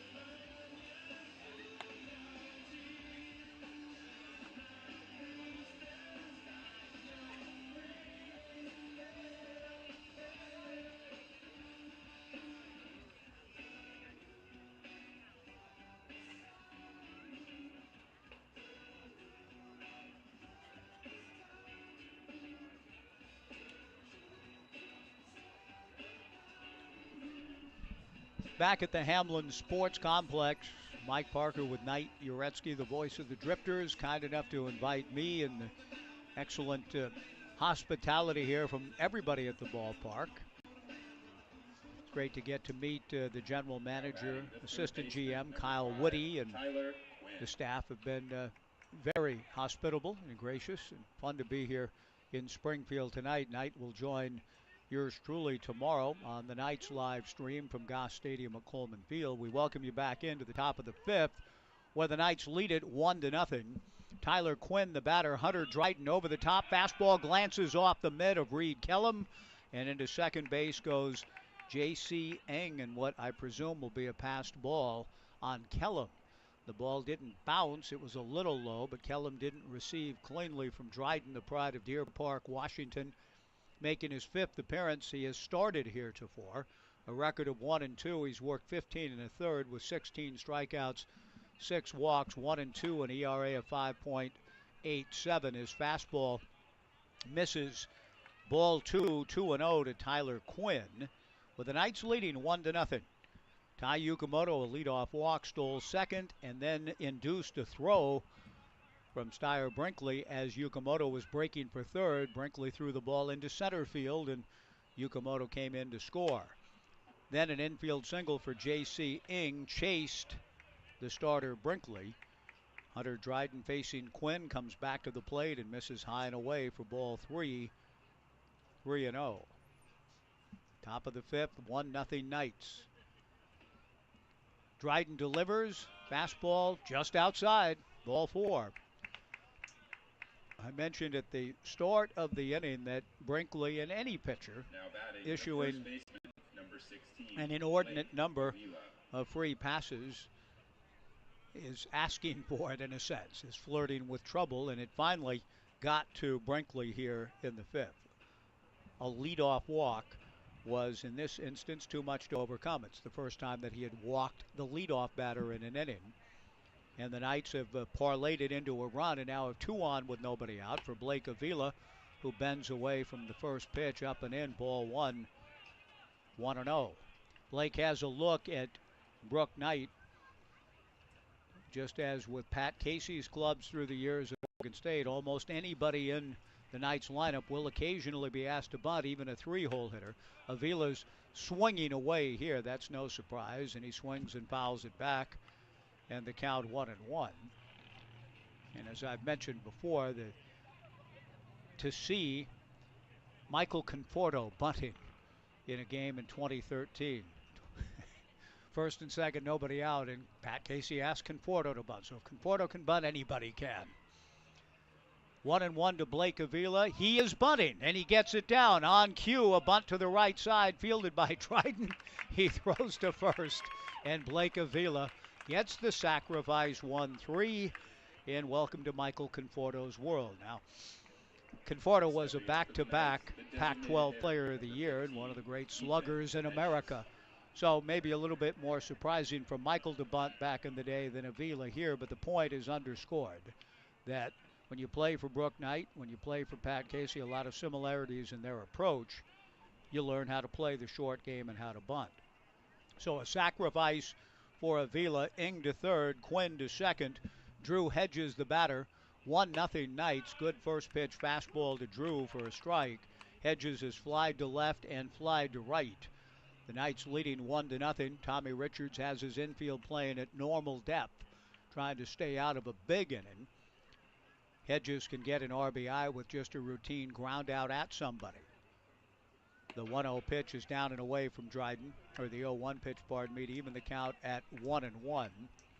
This is one of those situations that Darwin Barney, Oregon State assistant and legendary player, says the way to get 100 RBIs, take advantage of the free ones, such as this. Hedges is trying to do so right now. Fastball away, ball 2, 2-1. Runner at third, less than 2. Essentially, they're giving you the chance to get to your 100. He can make an out, ground ball, fly ball, and get the RBI. 1-0 Knights looking to add on. 2-1 to Hedges. Drew swings and fouls it straight back. And the count is even. 2 balls and 2 strikes in this beautiful, cozy ballpark. I love the way the fans are right on the action. As maybe, I don't know if the Knights ever, I don't know if you know how many feet it is from the baseline to the dugout. Maybe 30, 25 or 30. It's tight though. Not much foul territory and a great setting for fans. The sun beginning to go down on this beautiful Wednesday night. 1-0 Knights. Runners at second and third, one out. The pitch to Hedges. Fastball swung on and missed. Strike 3. Good fastball up and in, tied up the right-hand hitting Hedges. And now Anson Arrows to the plate. Anson is flied to center and walked. But it is a really nice setting here at the ballpark. Friendly confines and every seat. There's some areas down the line that I like, the kind of a barbecue patio area down the left field line. There goes the bat, pinwheeling up above the Drifters dugout on the first base side, out of the hands of Anson Arrows, swinging and missing. No balls and 1 strike to count. Arrows will ask for a little stickum to apply to the bat and try to prevent such an occurrence again. We saw a bat make it into the stands a couple of days ago in the Knights finale in their last home series before Springfield came to town. No balls and 1 strike to Arrows. The Drifters will be back into Goss Stadium tomorrow night to wrap up this 3-game series. No balls and 1 strike with 2 down and runners at second and third. Another good fastball. And Arrows swings and misses. The count 0-2. Hunter Dryden getting up there at 92 miles per hour, and it's got some life, late life to it. He's ahead of the count to Arrows 0-2 after striking out Hedges. The pride of Whitworth University comes back to the plate. Fastball high. And the count 1 ball and 2 strikes. Max DeBeck will start tomorrow for the Corvallis Knights. Really looking forward to seeing Max as he's trying to get his velocity back up. He's in the 92-93 range coming out of Seattle's O'Day High. Big-time prospect at 96-97. The 1-2 fastball just missed. And that evens the count at 2-2, and that fast one coming in at 94. Hunter Dryden picking up for hard luck starter Styer Brinkley. Trying to get through what was a troublesome situation with 1 run in, second and third. Now 2 balls and 2 strikes with 2 outs, delivers very high. And the count to Arrows 3-2 with Mason Lee on deck. J.C. Ing at third, Tyler Quinn at second. 3-2 to the switch hitting Anson Arrows. Out of the stretch, works Dryden, delivers, fastball, got him swinging, and the inning is over. The Knights do pick up a run on a hit, an error, 2 left. After 4.5, the Knights won, and the Springfield Drifters nothing on the Drifters live stream.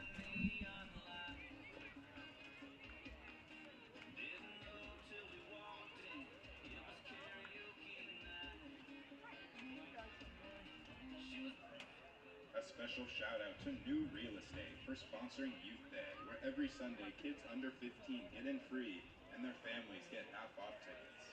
Drifters Baseball, the coolest place to spend hot summer evenings all season long.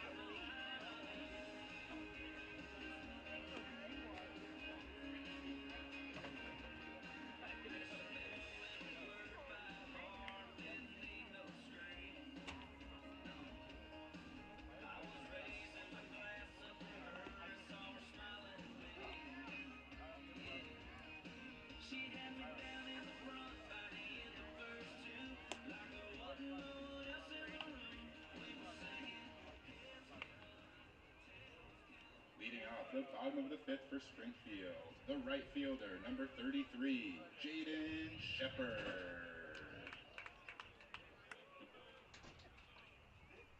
Top of the 6th inning, a player to be named later, at least properly named. I've been calling Hunter Shepard for some reason. No reason at all, really. It's Jaden Shepard. And my apologies to the Shepard family and to Jaden himself, who steps in and takes low and in ball one. How and why I got it in my mind that he was a hunter. Maybe he is, but his name is Jaden. The 1-0 pitch swung on and missed, and the count 1-1 to an impressive physical ball player. Just looking at him standing in the box. Jaden Shepard at 6'6", 230 takes the 1-1 pitch with the Knights leading 1-0 in the bottom of the fifth inning from Jacob Wright, high and away for ball two. 2-1 to Jaden, leading things off for the Drifters. Will be followed by Reed Kellum, then Dawson Santana. The 2-1 pitch is in there for a strike. 2-2, Jacob Wright, staked to a run that has been declared earned. Tough earned run with the error on the pitcher on the pickoff attempt, throwing to the wrong base. Dyer Brinkley might have gotten out of that inning unscathed without that play. So the lone run, a bit dubious in nature, but the Knights glad to have it. Shepard takes low for ball three, 3-2. Jacob back to the plate. The 3-2 pitch fouled. At the plate it remains 3 balls and 2 strikes. Jacob Wright has pitched an excellent ball game. Bo Kearns told me before the game that Jacob might have 70 to 75 pitches in him. The 3-2 pitch is pulled foul into the Knights dugout. The count remains 3 balls and 2 strikes to a guy that may indeed be Cal Poly's #1 starter next year. Ended the season over the last month or so for Larry Lee in that role. Big summer for him here. The 3-2 breaking ball in there, strike 3 called, and such a good pitch that Jaden Shepard was starting to exit the right side of the box before the umpire had even rung him up. He knew he was beaten by a good pitch. Backdoor slider catching the outside corner for the strikeout, and Reed Kellum, who grounded to short in his first at-bat, the batter. Jacob coming back from an injury the year before and is really coming back in a big way. The young man that considered Washington during his recruitment delivers a first pitch strike to Reed Kellum. Comes back with a fastball high and away. 2-1 this past spring for Coach Lee at Cal Poly. 30 strikeouts in 18 and 2/3 innings. The left-hander back to the plate. The 1-1 breaking ball misses. Ball 2, 2-1. Sat out all of 2022 with an injury. Didn't pitch in any summer ball either last year. But coming back in a big way at the end of the year in San Luis Obispo and off to a good start with the Knights. A ground ball again to short, fielded cleanly by Yukamoto. The throw over to first is in time, and Reed Kellum 0 for 2, a couple of ground outs Yukamoto's way. 2 down in the bottom of the fifth inning. The Knights leading 1-0. And the batter will be Dawson Santana. Mike Parker with Knight Uretsky. Knight will join me tomorrow at Goss Stadium at Coleman Field. We appreciate the new world of kind of sharing these West Coast League live stream affairs, and we're really excited about what is happening in that respect in Corvallis in the summer of 23. Santana takes low and inside, ball 1. The 1-0 pitch to the future Beeve just misses. Ball 2, 2-0. Dawson fouled out on the right side to Blake Avila in the third inning. 1-0 Knights, bottom of the fifth, 2 outs, nobody on. Right back to the plate. Santana takes inside for ball 3. Left-hander Jacob Wright has been very good in terms of control. He's walked 1 and hit 1. He's behind here to Santana 3-0 and issues a 4-pitch walk with 2 outs. Good work on the part of Santana. 2 quick outs. Dawson extending the left-hander Jacob Wright, and some activity is going to begin forthwith in the Corvallis Knights bullpen in the left field corner. That can't quite see from our angle who's first up down there. We know Max DeBeck will get the start tomorrow. Coming to the plate, Cole Kleckner.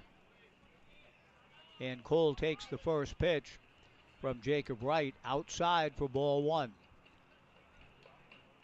Ed Nags, pacing in front of the Knights dugout, just made a return trip from the bullpen. The 1-0 pitch on the way. Kleckner takes outside on the outside corner for a strike. The count 1-1 to Cole. Kleckner has grounded to short and walked. 1-0 Knights, bottom of the 5th inning here at the Hamlin Sports Complex. Avila holding on Santana. The 1-1 pitch to Kleckner. Fastball up and in. Ball 2, 2-1.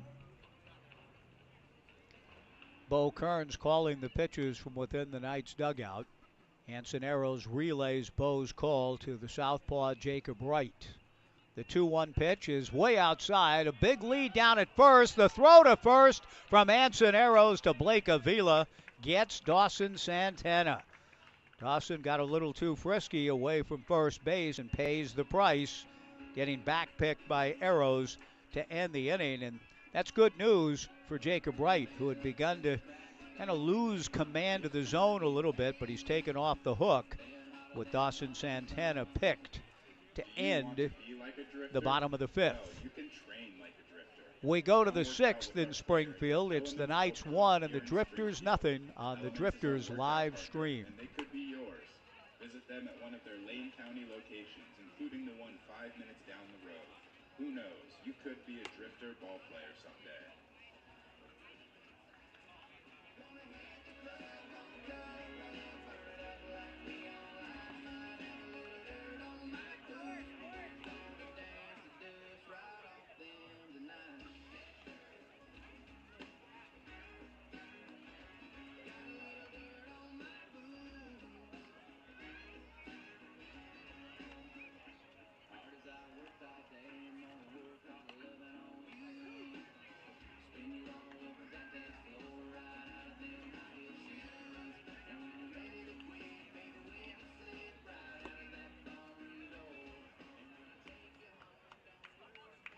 Leading off the top of the 6th, the second baseman, number 11, Mason Lee.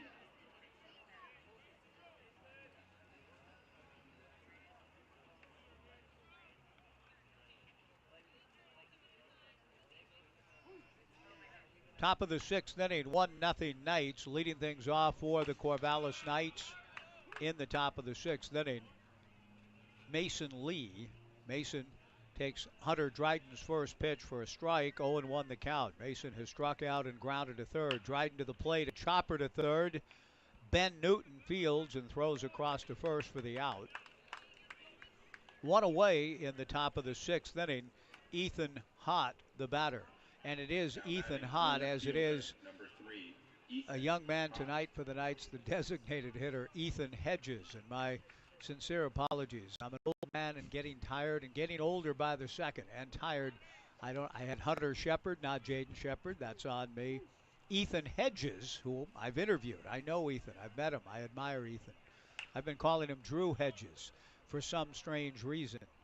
God only knows, as the Statler brothers sang many years ago. For some strange reason, God only knows, we started singing around, said Don Reed. Well, I used the phrase, he only knows, why I would call Ethan Hedges Drew Hedges. Well, the Beavers had a player in the early 2000s named Drew Hedges, and I'm transposing the names. The strike one pitch to Ethan Hott hit foul down the right field line and out of play. Now, I'm honored to be joined tonight, and he has invited me in. Knight Uretsky, a young, talented broadcaster. That hasn't happened to you probably yet in your life, Knight, but it might down the road. I hope it doesn't. My apologies to the Hedges family. The strike two pitch is outside. I hope that hasn't happened to you yet. No, it hasn't happened to me, and that's the good news. Yes. Now, here's one thing I will say about you is you said Hunter Shepard. Well, you may have forecasted Hunter Dryden coming into the game today, and that's the good news for you. Thank you for seeing it that way. I appreciate you having my back. The 1-2 pitch from Hunter Dryden, lifted foul. At least I didn't call him John. I don't know if you know of John's work. I don't know it well, but I've read a few of his poems, and so I'm surprised I didn't slip into that. My apologies to all involved here tonight. Hunter Dryden with a count of 1-2 to Ethan Hott. Pounded foul by Ethan, and he crumples in the right side of the box and will try to walk the pain off, pounding it off his front foot. 1-0 Knights. and it was where you went to school and where I went to school, where I learned of the other Dryden, John Dryden, and read Dr. Sherwood's class on English poetry, and I remember not really particularly liking John Dryden all that much. Hunter Dryden, on the other hand, I like a lot. The 1-2 pitch is tap foul. You were saying that Hunter, if there's a definition of a loyal guy, he's it, huh? Yeah, no, he's absolutely loyal. I mean, he came back to the Drifters for his second year, was with the team from the beginning, all of last year, all the way to the beginning of this year. And he just strikes out Ethan Hott with a good fastball on the inside corner. Strike 3 called, 2 down. He's at Whitworth, and no disrespect to that program, which I'm sure is solid and good, but that's D1 kind of stuff right there to me.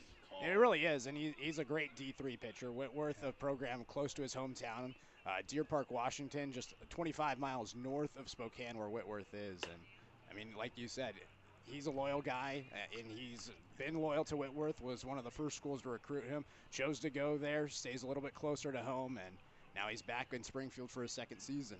Phoenix call takes high and inside, and there's a good fastball from Dryden, swung on and missed by Phoenix, who has struck out twice in his 2 plate appearances. 1-0 Knights in the top of the 6th inning. The Knights with just 1 hit. They have the game's lone run. Fastball high and the count 2-1. The other thing about Hunter Dryden is you mentioned he has that D1 stuff. Last season he pitched in the WCL. He went 1-4, and Springfield struggled last season. They went 17-37. But of his 12 outings, 6 of them were scoreless, and that just shows the caliber of pitcher he is. Good breaking ball in there. And the count 2-2. Good-looking pitcher, Hunter Dryden. I like him a lot. Yeah, he has a really nice slider, a couple of really good fastballs. His fastballs are his strikeout pitches, and we've seen him get up to 94. Yeah, he comes back to Phoenix 2-2. Slider got him swinging. In tough night offensively for Phoenix. He's been up thrice and struck out 3 times, and a great inning for Hunter Dryden. He strikes out 2 more, 4 strikeouts since coming on, and at the end of 5.5 in Springfield, it's the Knights 1, the Drifters nothing on the Drifters live stream. Down the first base line, competing to win a prize. All right, guys, whenever you're ready.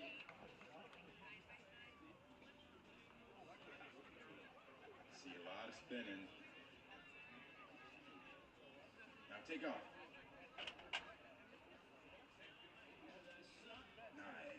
Good race, y'all. Good job.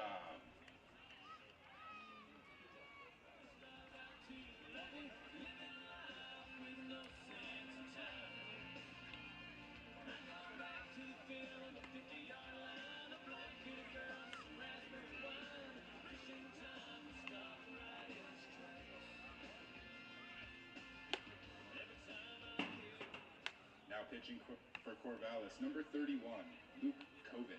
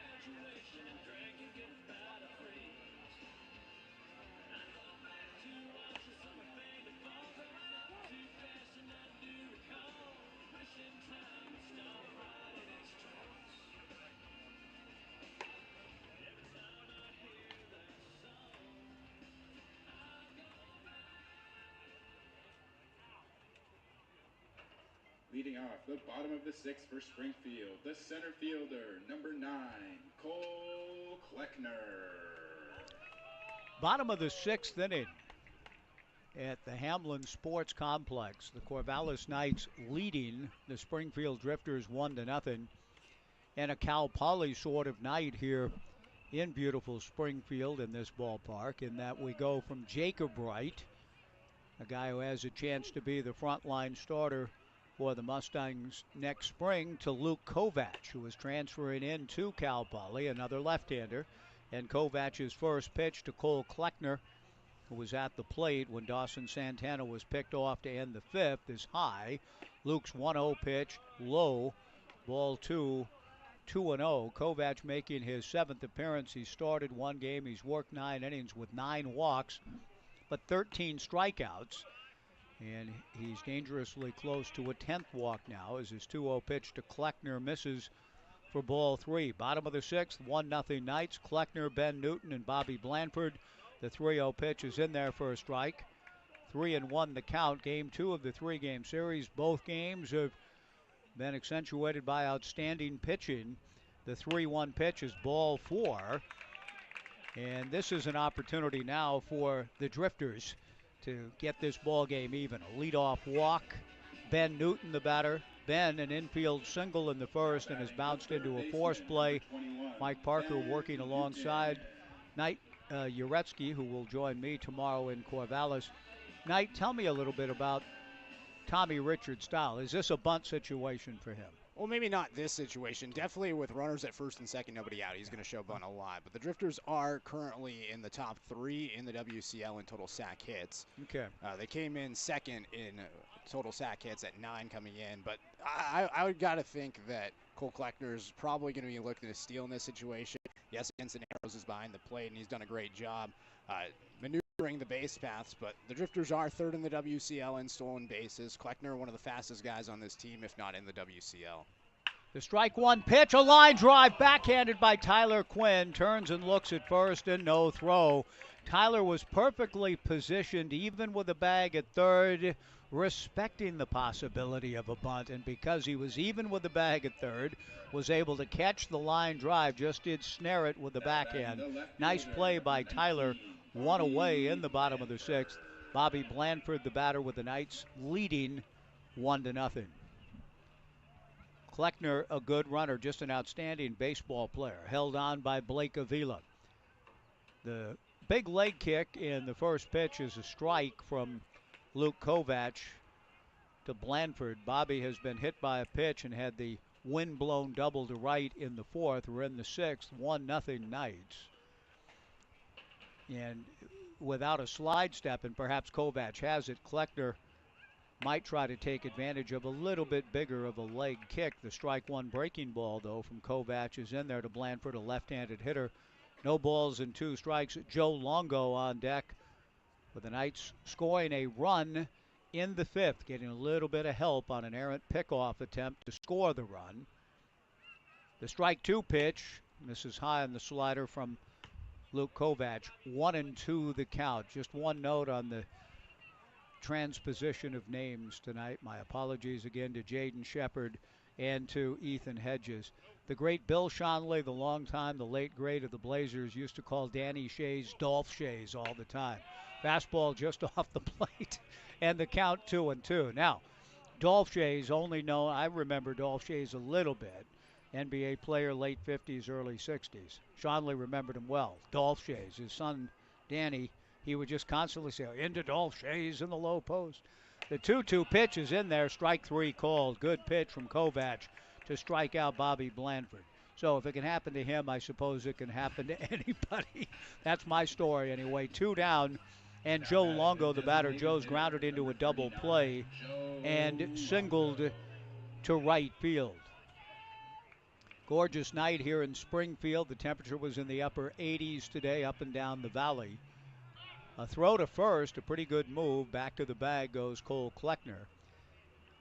Cole, as I mentioned tonight, a very good athlete. I saw him a little bit with Seattle U this spring playing Oregon State, and he just different. I mean, just a really good hitter. The base running part of it, I don't know as much about. The pitch on the way, the Knights respect it, and they pitch out. 1-0 the count. Yeah, and his thing is he gets on base. I mean, right now in the WCL, he came in hitting .500.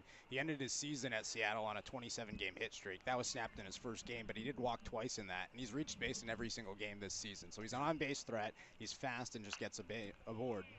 Joe Longo swings and fouls it straight back. 1 ball and 1 strike the count. And the cool thing about Kleckner is I'm happy that he ended up going to Seattle University. He was a guy out of high school that was going to go to Boise State, a Division I program. COVID happened. They shut down Boise State's program, so he got forced to go to JUCO, went to Lane Community College, and then found his way back to D1. So he's a guy that works There hard. he goes. The 1-1 pitch is outside. Arrows throw on a hop.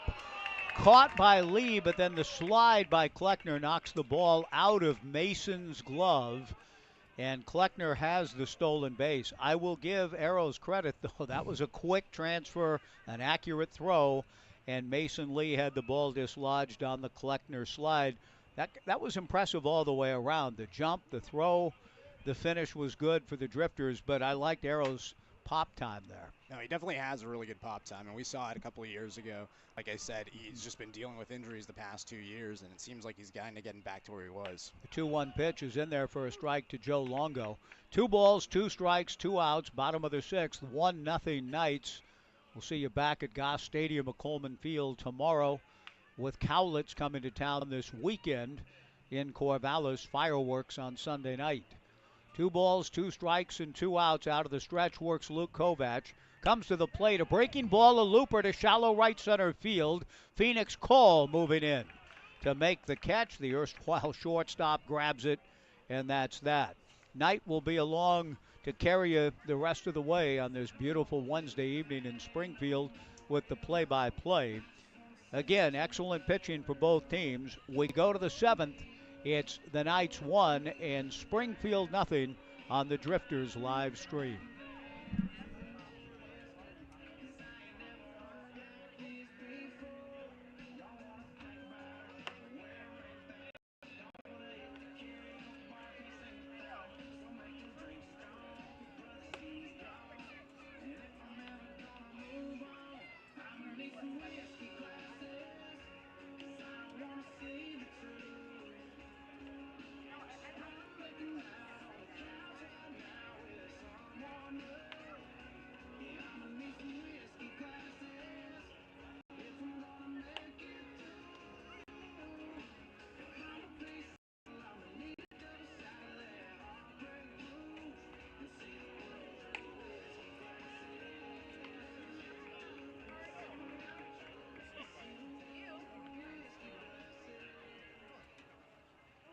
Leading off the top of the 7th for Corvallis, the shortstop, number 2, Tai Yukamoto.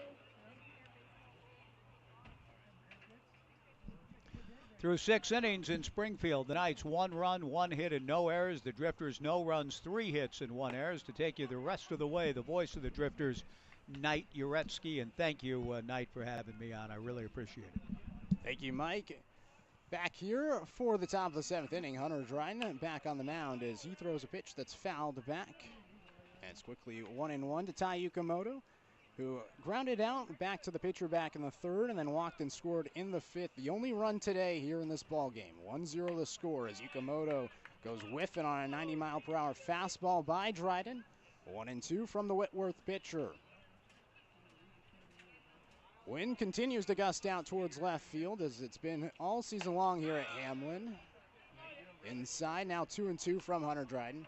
I will say in the summer it definitely tends to blow more towards left field. When I was broadcasting Bushnell earlier this year in the spring, it was kind of a flurry all around. Sometimes it'd be in right field, sometimes straight to the plate as Dryden fires the 2-2 a little bit inside to Yukamoto, and the counts run full 3-2. Nonetheless, though, the wind in the summer continues to blow out towards left field. It's historically been a pitcher's ballpark with the 10-feet walls in the outfield. 3-2, Yukamoto fouls it away and stays alive. Hunter Dryden so far has gotten 4 strikeouts. He's faced off against a total of 7 batters, so 4 strikeouts to the 7 batters he's faced. And now he winds the 3-2 to Yukamoto. And that one's a cold strike 3. Yukamoto thought he was heading to first on a free pass. Instead, it's the 5th strikeout for Hunter Dryden. And all of a sudden, Hunter Dryden out of the bullpen's starting to shape up to look like himself from last season. Hunter Dryden, he's kind of gotten pushed to the bullpen due to back-to-back poor starts this season. Had 3 innings pitched against Benton in which he gave up 3 runs, 6 hits, 2 walks. As here's J.C. Ing, his first pitch he sees a little bit high, 1-0. Prior to that, he couldn't even get out of the first inning. Only got one out against Wenatchee, giving up 5 runs on 2 hits. So after back-to-back poor starts, he now moves to the pen. 1-0 to Ing. This one fouled away, 1-1. And they were really hoping for a bounce-back start from Dryden in that June 20th appearance against Bend in that start. Didn't really get it. Looking to get back to his first 2 starts in which he threw 6 innings and had 6 strikeouts. Gets a nice slider to drop into the zone, and it's 1-2. Villains called a strike by the home plate umpire in Tyler Jetting. Lefty on righty matchup. Dryden winds. 1-2 pitch. Fouled back, and Ing stays alive. Ing today, a strikeout back in the first, was hit by a pitch in the third, and singled and was stranded at third in the fifth. 1-0 the score. Corvallis with the lead here in the top of the 7th.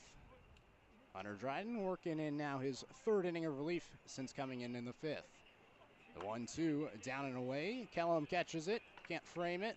One well off the plate, 2-2.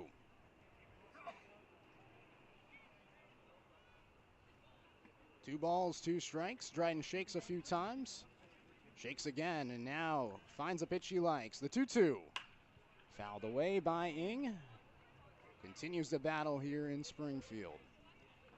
So J.C. Ing now playing in his 3rd summer collegiate baseball team in the past 2 years. Was in the NYCBL in 2022 with the Syracuse Spartans, played 35 games there, then ended the year in the Northwoods League with the Wasu Woodchucks before finding his way now to Corvallis here in 2023. The 2-2, a fastball from Dryden, 92 miles per hour, just a little inside, and the counts run full. 3 balls, 2 strikes to J.C. Ing.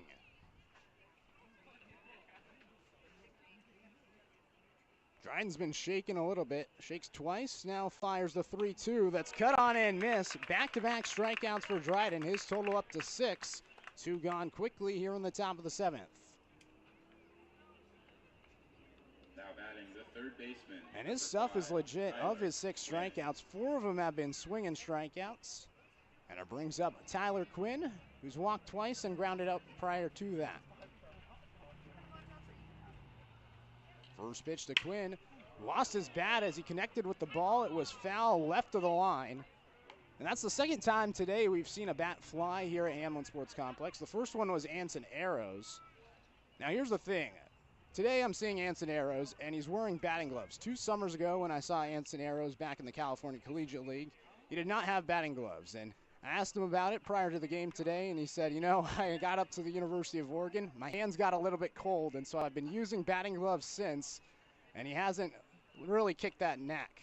This one inside, and it's now 1-1 to Tyler Quinn. Definitely a little bit chillier here in the South Willamette Valley than Placer, California, where he's from, as this one is in for a strike, 1-2.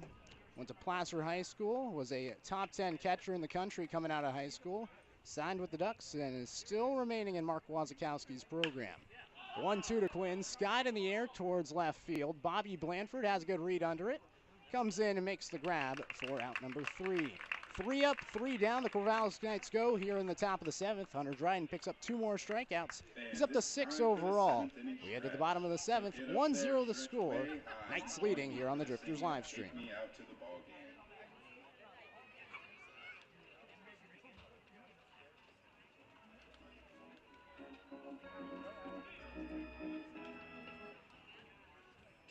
me out to the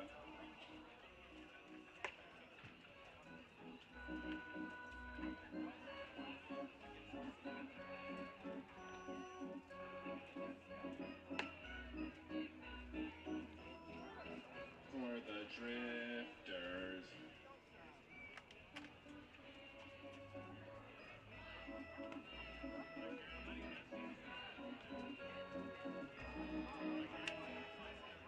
Hey, let's get some runs.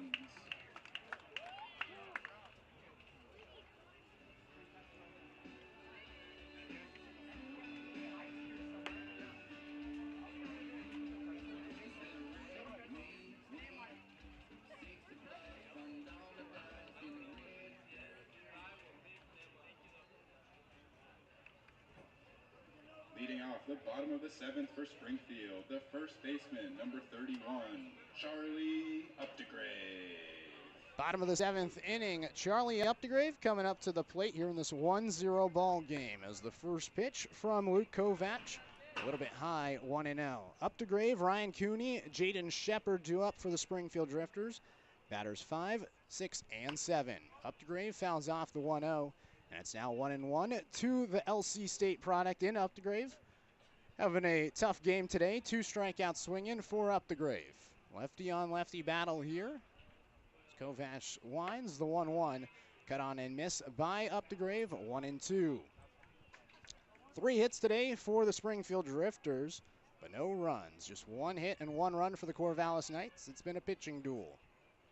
1-2 to Updegrave, and he goes golfing. Was fishing outside. Arrows throws to first. Gets the drop third strike out at first. And Updegrave now has the sombrero. 3 strikeouts for him, and it brings up Ryan Cooney, who's grounded out twice. The latter in the 4th inning. It was a 6-4-3 double play. It was a big one as it was runners on the corners, and that one a little bit costly for Springfield as Cooney takes the first pitch outside, 1-0. And really, if you're thinking about this game, we mentioned earlier, Mike Parker mentioned the great base running for the Corvallis Knights. As this one, Cooney skies out towards right field. J.C. Ing able to track it down in right for the out. It was really just poor base running by the Drifters back in that 4th inning that prevented them from scoring. Joe Longo dumped a ball out towards right field. Bobby Blanford was at second. He was holding up thinking it was going to be caught. It ended up being an easy single to right field.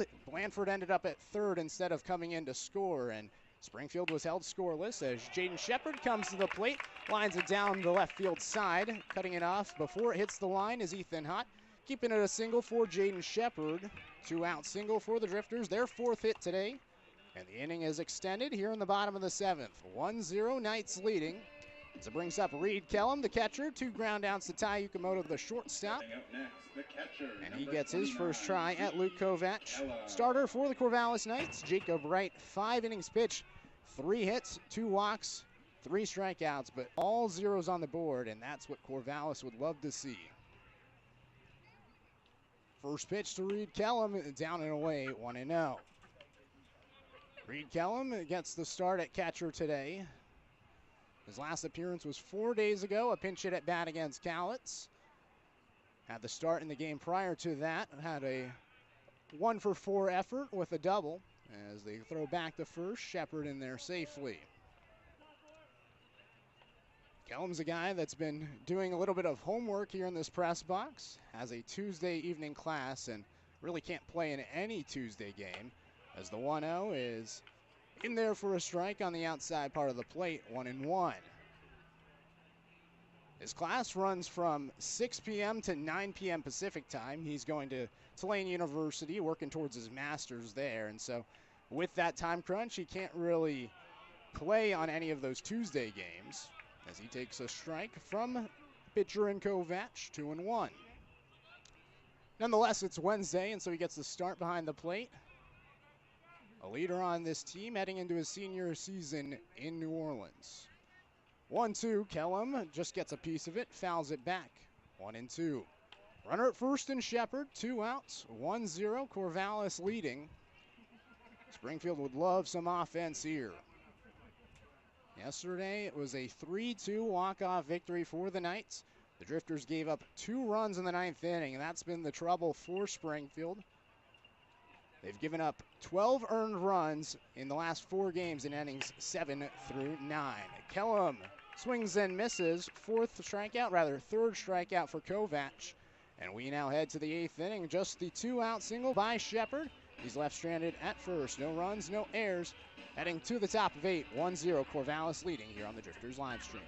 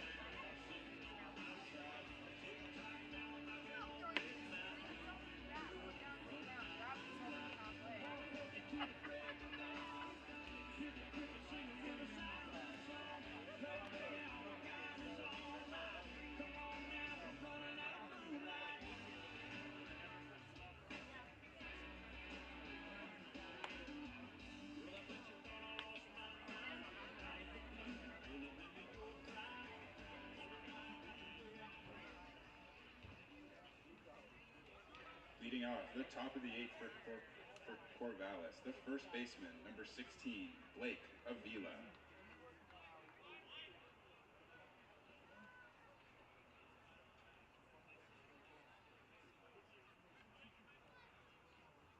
Hunter Dryden returns for the top of the eighth inning as the right-hander from Whitworth winds and throws the first pitch to Blake Avila, which is grounded up the middle into center field. Kleckner fields it in center and quickly throws it in, keeping it a single for Avila, who prior to this at bat had walked, struck out, and had a sac bunt. Next for Corvallis, the DH, number 15, Ethan. And it's a leadoff single for the Corvallis Knights, their second hit of the game. Just 2 hits today. Their 1 run came back in the 5th inning. It was more of a mental error by Styer Brinkley as he ended up throwing the ball into center field as Tai Yukamoto is stealing third. As now up to the plate is Ethan Hedges, bunts this one foul, 0-1. Hedges so far, a line out, a fly out, and a strikeout. Looking for the sac bunt here. Knights 5th in the WCL with 7 total sac hits this season. Already have another one here today, so up to 8 total. And in this situation, as Dryden throws back to first, up the grave, keeping an eye on Avila. But in this situation, Corvallis may be electing to bunt in this situation, trying to move a runner into scoring position, trying to give themselves a little extra cushion here late in this ball game. That just shows bunt, pulled it back. It went in the dirt, 1-1 from Hunter Dryden. Really just a game of inches. Yesterday there was a couple of close plays. Definitely the one at the plate with Phoenix Call running around second after the error with Ben Newton at third. Call was able to come in and just get in time. As Hedges shows bunt, Dryden fields it, goes to 2. Santana gets it and throws to first, and they're going to get the lead runner in Avila. But Hedges legs it out, and it's just a fielder's choice play at second, first out. The catcher, number 43, Anson. And a runner at first here in the top of the 8th. Brings up Anson Arrows, the switch-hitting catcher. Arrows, a product from the University of Oregon. He's a switch hitter, but I'll have to say he's a little bit better from that left side of the plate. More of a natural type of swing for him, he says, as he takes the first pitch for a strike, 0-1. Last time I saw Anson Arrows was back at the Super Regional. The Ducks facing off against Oral Roberts. Had a pinch appearance, as this is a throwback to first. In there safely was Ethan Hedges. He had a big, thick black mustache, but he had to shave it because the Corvallis Knights have a no facial hair policy. He was super sad to shave that stash. As the 0-1 to Arrows, he cuts under, and it's now 0-2. I asked him about it, and he said it wasn't his choice. He said there was a couple of guys on the team that still have facial hair, but he wasn't going to be that guy to leave it on. And I mean, that just speaks to him. Throwback to first, close play, but Hedges in there safely once again. Dryden's really keeping an eye on him at first. No balls, 2 strikes to Anson Arrows, who went down swinging his last time up. It was Hunter Dryden getting the better of him. The 0-2, slider just off the plate, 1-2. Dryden looking to strike out Arrows for the second time today. Looks back to first, close play once again, up the grave with the tag, but in there safely is Hedges.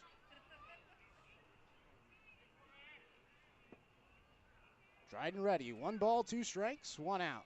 Here's the pitch. Taken by Arrows, delayed steal, Hedges was running, perfect throw from Kellum, and Santana gets the tag out on Hedges. Pitch called the ball, 2 balls, 2 strikes, but now 2 outs on the board and nobody on for Arrows. Dryden gonna get a chance to wind here.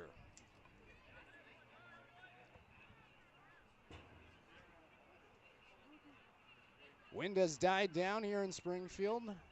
Not much in center field. The flag just a little bit blowing down. Here's the 2-2 to Arrows. Taken above the chest. The count's run full. That's one thing I will say about Anson Arrows. He's a patient hitter at the plate. Was able to walk yesterday in his pinch hit performance. Loaded the bases, but the Knights were unable to score in the 8th inning yesterday. The 3-2 to Arrows. Outside, and Arrows for the 5th time this season is going to get aboard with the walk. Brings up Mason Lee. Stepping up next, the second baseman. Mason Lee number had 11, his first game of the Mason season Lee. yesterday, and now here in his second game with the Corvallis Knights in 2023. So far 0 for 3 with 2 groundouts and a strikeout. Knights again have a runner at first in Anson Arrows, who is a catcher, but he does have 2 stolen bases today. First pitch to Lee. He swings at a fastball that was elevated from Hunter Dryden. 92 miles per hour that time from the right-hander. 0-1. Walks have definitely piled up for Springfield today. Sire Brinkley, the starter, had 5 walks total today. The 0-1 to Lee. Taken for a strike. Slider that time from Dryden. 0-2. Dryden looking for strikeout number 7. Had 2 strikeouts in each of the last 3 innings. The 0-2 pops behind the plate. Into the stands it goes. We'll do it again. Field completely shaded here in Springfield. A little bit over 2 hours into this ball game. A relatively quick game here at Hamlin Sports Complex. Nothing like that 1 hour, 57-minute game we had against Cowlitz last weekend, though. The 0-2. Just off the plate, 1-2. Dryden was looking for the fastball there. Didn't get the call. Mason Lee will see another pitch. The senior from Cal State Northridge from Culver City, California. Hit .292 this past season with the Matadors. And now returns for a second straight summer in Corvallis. The 1-2 from Dryden. Popped away, and Lee is battling. It's been the Achilles heel this year for Springfield's pitchers. It's getting that final out in the inning. Seems like it's always been a little bit of a trouble. Dryden steps off the mound. He wants a new ball. Fire truck going down the street, right down Centennial Boulevard in left field now. We've seen fire trucks go down the street several times this season here at Hamlin. The big one, though, was when it went by right before Bobby Blandford's go-ahead hit in the 8th inning against Cowlitz last weekend. 1-2, high. Throw back to first from Kellum. In there safely is Arrows. Catcher keeping an eye on the catcher, and it's now 2 balls, 2 strikes, 2 outs with the runner at first.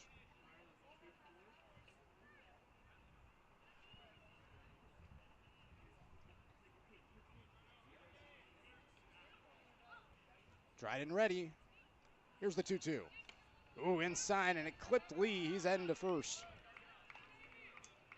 Moves over Arrows to second. Another runner in scoring position now for the Corvallis Knights, as they're threatening to add more here in this 1-0 ball game. Number 3, Ethan Hott. Brings up Ethan Hott. Hott struck out looking his last time up. That was his only at bat against Hunter Dryden. Prior to that, a walk and a line out. Has a chance for an RBI here. First pitch to Hott. He takes it high, 1-0. And again, this has been the struggle for Springfield over the past 4 games. In innings 7 through 9, they've given up a total of 12 runs in the last 4, 16 in the last 7. 1-0. Inside, it's out 2-0.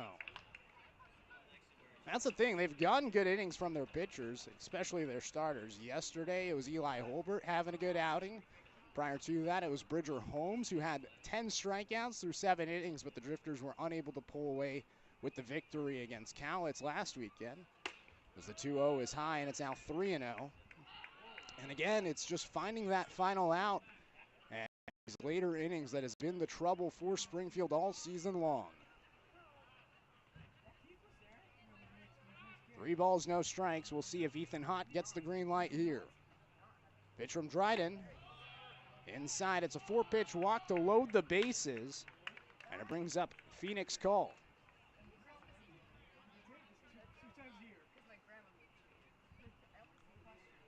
Alan Embry going to go talk things over with Hunter Dryden. Embry, his first season as the pitching coach in Springfield. Last season was the head coach up in Cowlitz. A lot happier now in Springfield. Didn't seem like he liked Longview too much. He was living in Ridgefield, which is near where he grew up. He grew up in Battleground, Washington. Would commute the hour up to Longview, but back here in Springfield this summer, working with Tommy Richards, a guy that he had a relationship that went way back towards the mid-2010s. Richards, when he was a baseball player, rehabbing from an injury after his last season at Washington State. He was throwing over to Allen Embry in his rehab outings, and two were playing catch, and now years later they get to play catch again here at Hamlin Sports Complex. Here's Phoenix Call, who's 0 for 3 with 3 strikeouts, but this is a perfect opportunity for him to turn around his day with the bases loaded, 2 outs, and a 1-0 game here in the top of the 8th. Righty on righty matchup as the first pitch from Call is taken to Phoenix Call, 0-1. Call is just his 3rd start of the year, just has 1 hit. That happened yesterday. But he scored a total of 4 runs on the base paths. The 0-1, high from Dryden, 1-1.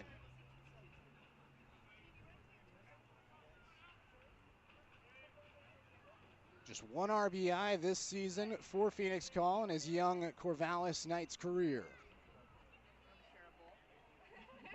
1-1. That one a little bit high, right at the head of Call, about plate high, 2-2.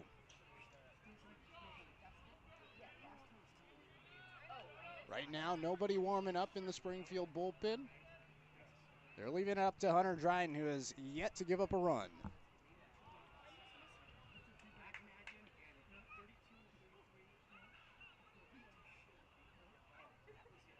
Arrows active at third, dancing around. A 2-1. Call inside. Takes, and it's now 3-1. Dryden in danger of walking a run, and this has been a 2-out rally for Corvallis. A walk, a hit by pitch, another walk. And now we have a 3-1 count to Phoenix Call. The 3-1. That one is high. 5-pitch walk brings in the second run of the game to Corvallis. The wheels are falling off here in the 8th inning. Again, it's been that Achilles heel for Springfield, trying to get that final out. And 3 walks and a hit by pitch, bringing a run here in the 8th, and that could be a big one. And it brings up the 9-hole hitter in Tai Yukamoto. And now Coach Richards is coming out, and it looks like we'll have a pitching change. Left-hander coming in. We'll step aside real quick. Let you know who the new pitcher is on the other half of this break on the Drifters live stream.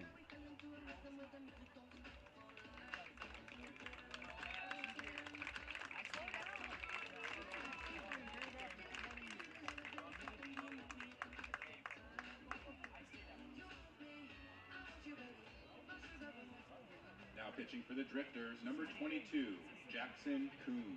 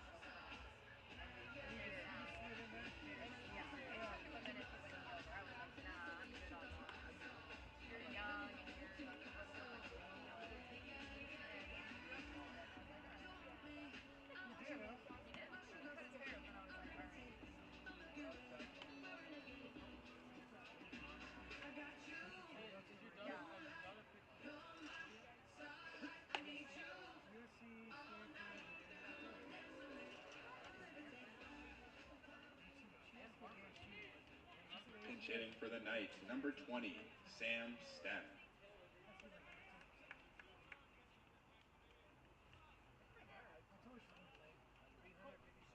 So a couple of substitutions to get you all caught up. Sam Stem is going to come in to pinch hit now for J.C. Ing. And the left-hander in Jackson Coons comes into the game for Hunter Dryden with the bases loaded, 2 outs. First pitch from Coons, in there for a strike, 0-1. Jackson Coons making his 7th appearance this season, has a 5.00 ERA. His last outing, 1 scoreless frame against Cowlitz 3 days ago. The left-hander from Linfield fires an 0-1 that misses away. Kellum keeps it in front of him. 1-1, always big for that catcher with the bases loaded to keep the ball in front of him. Backstop here at Hamlin Sports Complex, relatively small. Nonetheless, though, Springfield has seen plenty of runs come in on pass balls here at this ballpark. Sam Stem, a .229 hitter this season. The 1-1 to Stem, fouled back, 1-2. Went 0 for 5 with the start yesterday against Springfield, but he's a batter that's looking to get back towards his spring numbers. Hit .317 this past spring at Gonzaga in 46 starts as a freshman. Bases loaded with Hot at third, Call at second, Yukamoto at first. The 1-2 from Coons, bounces in, but Kellum able to pick it, 2-2. Nice play by the catcher in Kellum. He's been one of the better defensive catchers Springfield's had this season.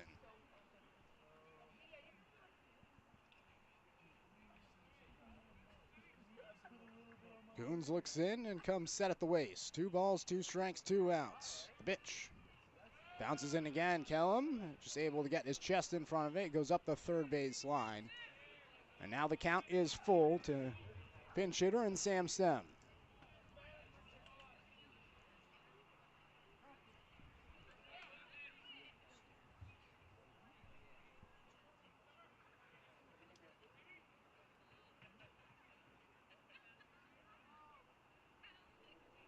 And this one's popped in the air. Coons looking for it, and it drops. Oh my goodness. That's going to score 2 runs. Heading to second on the play is Sam. And that was disastrous for Springfield. And again, it's been the Airs this season. Springfield was in the top half of the WCL up until 2 series ago. They came in now 12th in the WCL, and that's another air to their name. That one should have been caught. It won't be labeled as an error, I don't believe, as it went off the footing. They're going to credit it as a hit. And it's 4-0 Corvallis now. The 3-2. That one in there for a strike. And now here's J.C. Ing, actually. So Sten came in for Yukamoto.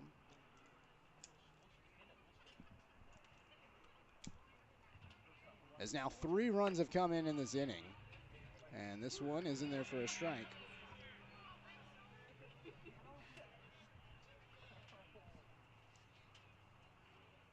So Lee came in to score, Holt came in to score, Call at third, and Stem now at second. Down and away, a ball from Coons, the lefty. His lineup turns over for Ing, who singled in the 5th, hit by pitch in the 3rd, 2 strikeouts other than that. 1-2. Probably going to be an E1. They're going to credit it to Coons. That'll be the 2nd E1 today, as this is a high chopper towards the right side. Coons at second, Fields fires to first, and that'll end the inning. 3 runs comes in for Corvallis, 4-0 the Knights lead.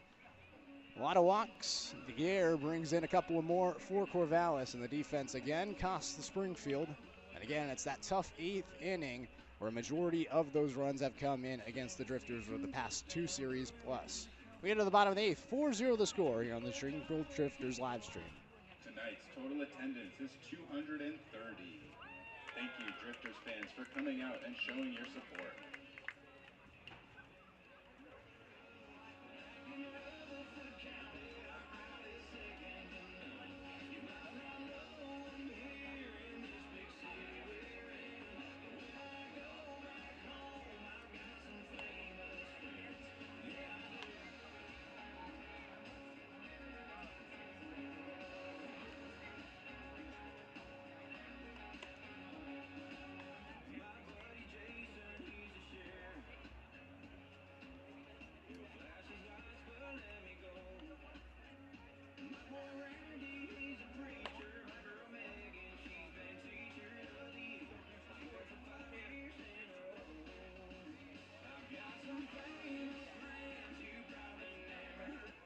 pitching for the Knights, number 37, Neil Feist.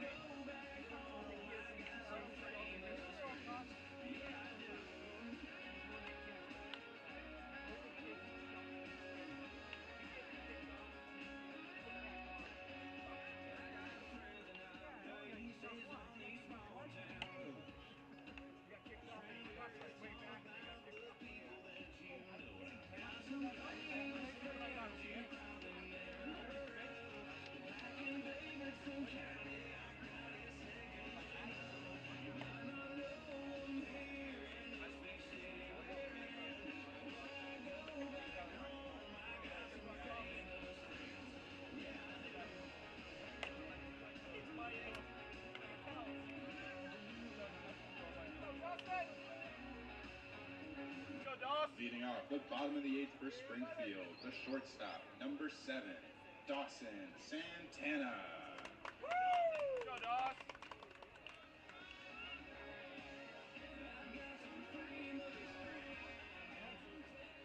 Go, Dawson!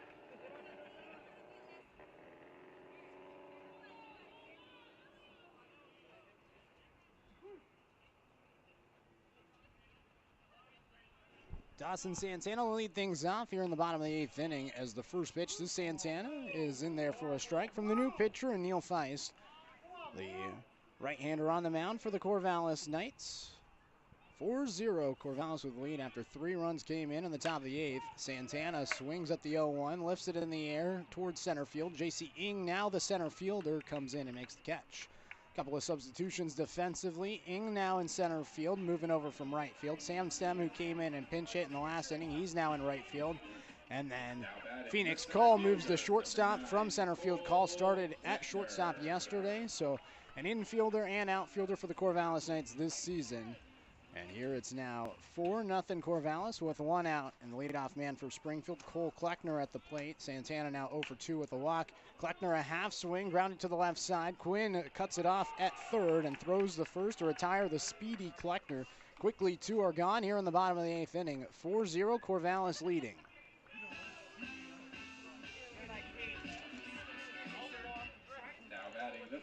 Brings up Ben Newton now, who singled back in the first, a ground out and a line out since. Now going to get his first at bat from the right side of the plate as a left-handed hitter.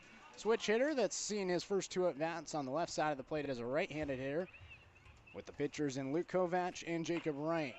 First pitch from Feist comes in a strike to Newton, 0-1. Feist, the right-hander from Torrance, California. Player from Cal State Northridge, teammates with his second baseman Mason Lee there. As Newton cuts and misses, quickly 0-2 from Feist, who's making his 8th appearance of the year, a 1.44 ERA and an 0-1 record with the Corvallis Knights this season. 13 strikeouts, 7 walks in 18 2/3.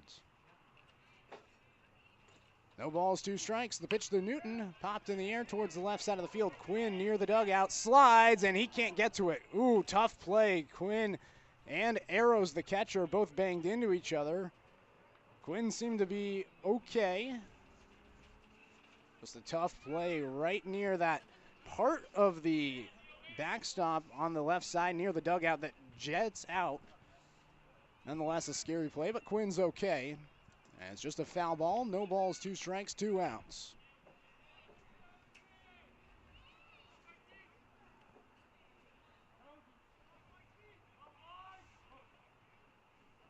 Feist stares in. He's dangling the ball behind him. Just rocking back and forth and finally comes set at the waist. The 0-2. Newton takes and it bounces in. Arrows able to get it. 1-2. Feist's last outing, a 3-inning pitch game with 2 earned runs, 7 hits, 2 walks, and 2 strikeouts. 1-2 to Newton. Sails away, 2-2. He's another returner to the Corvallis Knights. Pitched with the Knights last season. Went 2-1 with the 2.52 ERA a year ago in 19 games pitched. Returners run deep in Corvallis. The 2-2 to Newton. Just off the plate, 3-2. That's something that I'm expecting to see with Springfield as we move on as an organization. Corvallis, a team that's been established for a while and has constantly brought guys back. Springfield has done the same so far in year number 2, as this one is inside and Newton's able to work from 0-2 to a walk as he gets aboard with 2 outs here in the 8th. 4-0 Corvallis leading, 3 runs coming in the 8th inning. And again, it's been those 7 through 9 innings that's been a struggle for Springfield. 19, Bobby Including this game, 19 runs have come in innings 7 through 9 in the last 8, including this one. Bobby Blanford at the plate as the first pitch to Blanford misses, and it's now 1-0 to the left-handed hitter. Had a double back in the 4th. And really, he had a mistake on the bases that cost the Drifters their only run they could have gotten, at least up until this point, and that's going to be a balk from Weiss, moving a runner into scoring position now. There was a controversial balk yesterday up in Ridgefield. Bend and Ridgefield were playing. In the 9th inning, there was a balk called with the runner at third, and Ridgefield was able to walk it off for their 11th straight victory on a walk-off balk. Runner at second, 2 outs. Bobby barrels at the plate as Blanford takes outside 2-0. Blanford a chance for an RBI here, has 4 on the season. All 4 came 2 games apart this past weekend against Cowlitz on the 25th and 24th.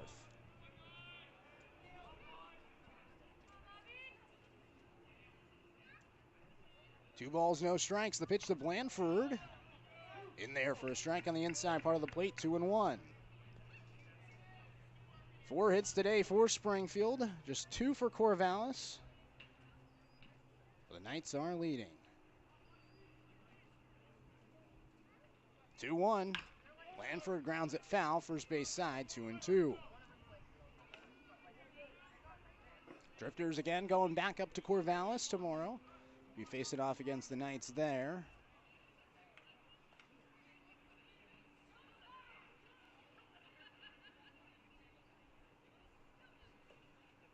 It's a pleasure having Mike Parker on the broadcast here today. Excited to get to join him up in Corvallis tomorrow.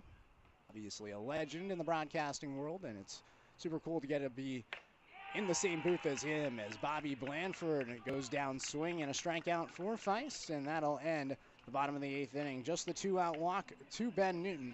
We head to the top of 9, 4-0. Corvallis with the lead here on the Drifters live stream.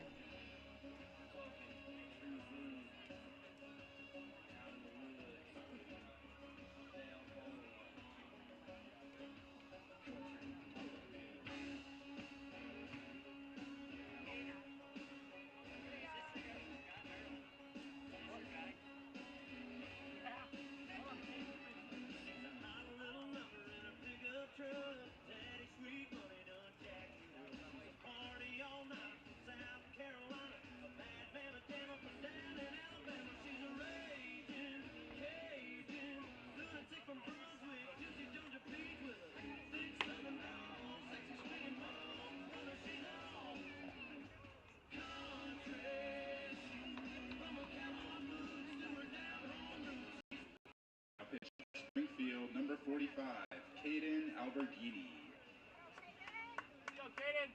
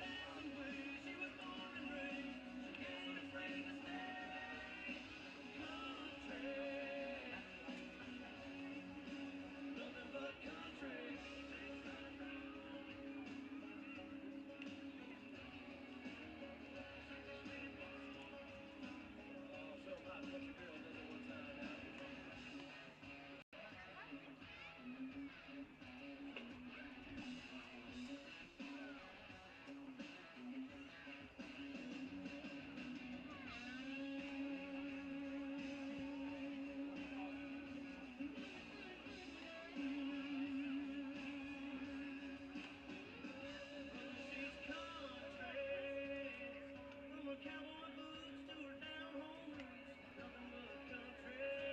She's country.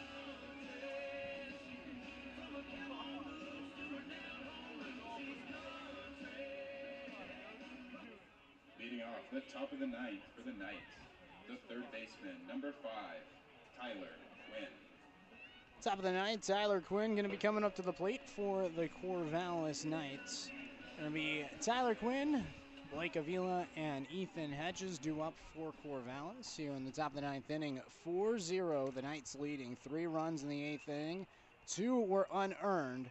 They all came with 2 outs. It started with a walk to Anson Arrows. He later came around after a hit by pitch and 2 more walks brought him in. And it was an E1, scoring the latter 2 runs before the final ground out. First pitch here in the 9th fouled away. And it's now 0-1 to Tyler Quinn, who walked twice, flew out, and grounded out. 4 hits for Springfield, only 2 hits for Corvallis, but the Knights, they're leading right now by 4. It's been a lot of walks today. That's been the Achilles heel for Springfield, at least here today. First pitch strike, rather second pitch strike now to Tyler Quinn from the new pitcher in Alberghini. Alberghini, a right-hander from Seattle University, originally from Issaquah, Washington. The 0-2, lined deep towards left field. Blanford has a good read and catches the line drive as he ranges over towards his left. Makes the grab for out number 1. Now batting the first Springfield would baseman, love to number put a 0 on the 16, board and at Blake least give themselves a chance in the bottom of the 9th inning. Had 1 walk-off here at this ballpark this season. Going to take a little bit of an effort.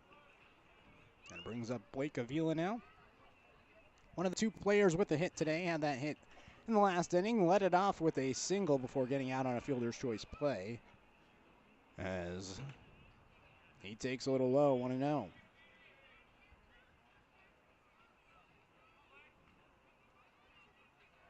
Hunter Dryden walked 4 batters, hit another, so a total of 5 free passes there. Steyer Brinkley, he had 5 walks with a hit by pitch, so if you combine the 2, 11 runners have reached without a hit for Corvallis. 1-0, just misses down and away. 2-0 to Avila. Avila, a walk, a strikeout. Had a sac bunt prior to that single. Corvallis leading 4-0. Alberghini in now. This is only his 2nd outing of the year as the 2-0 is rolled to the right side, up to Gray Fields on 2 hops. A nice snag at first to pick it. And quickly 2 are gone.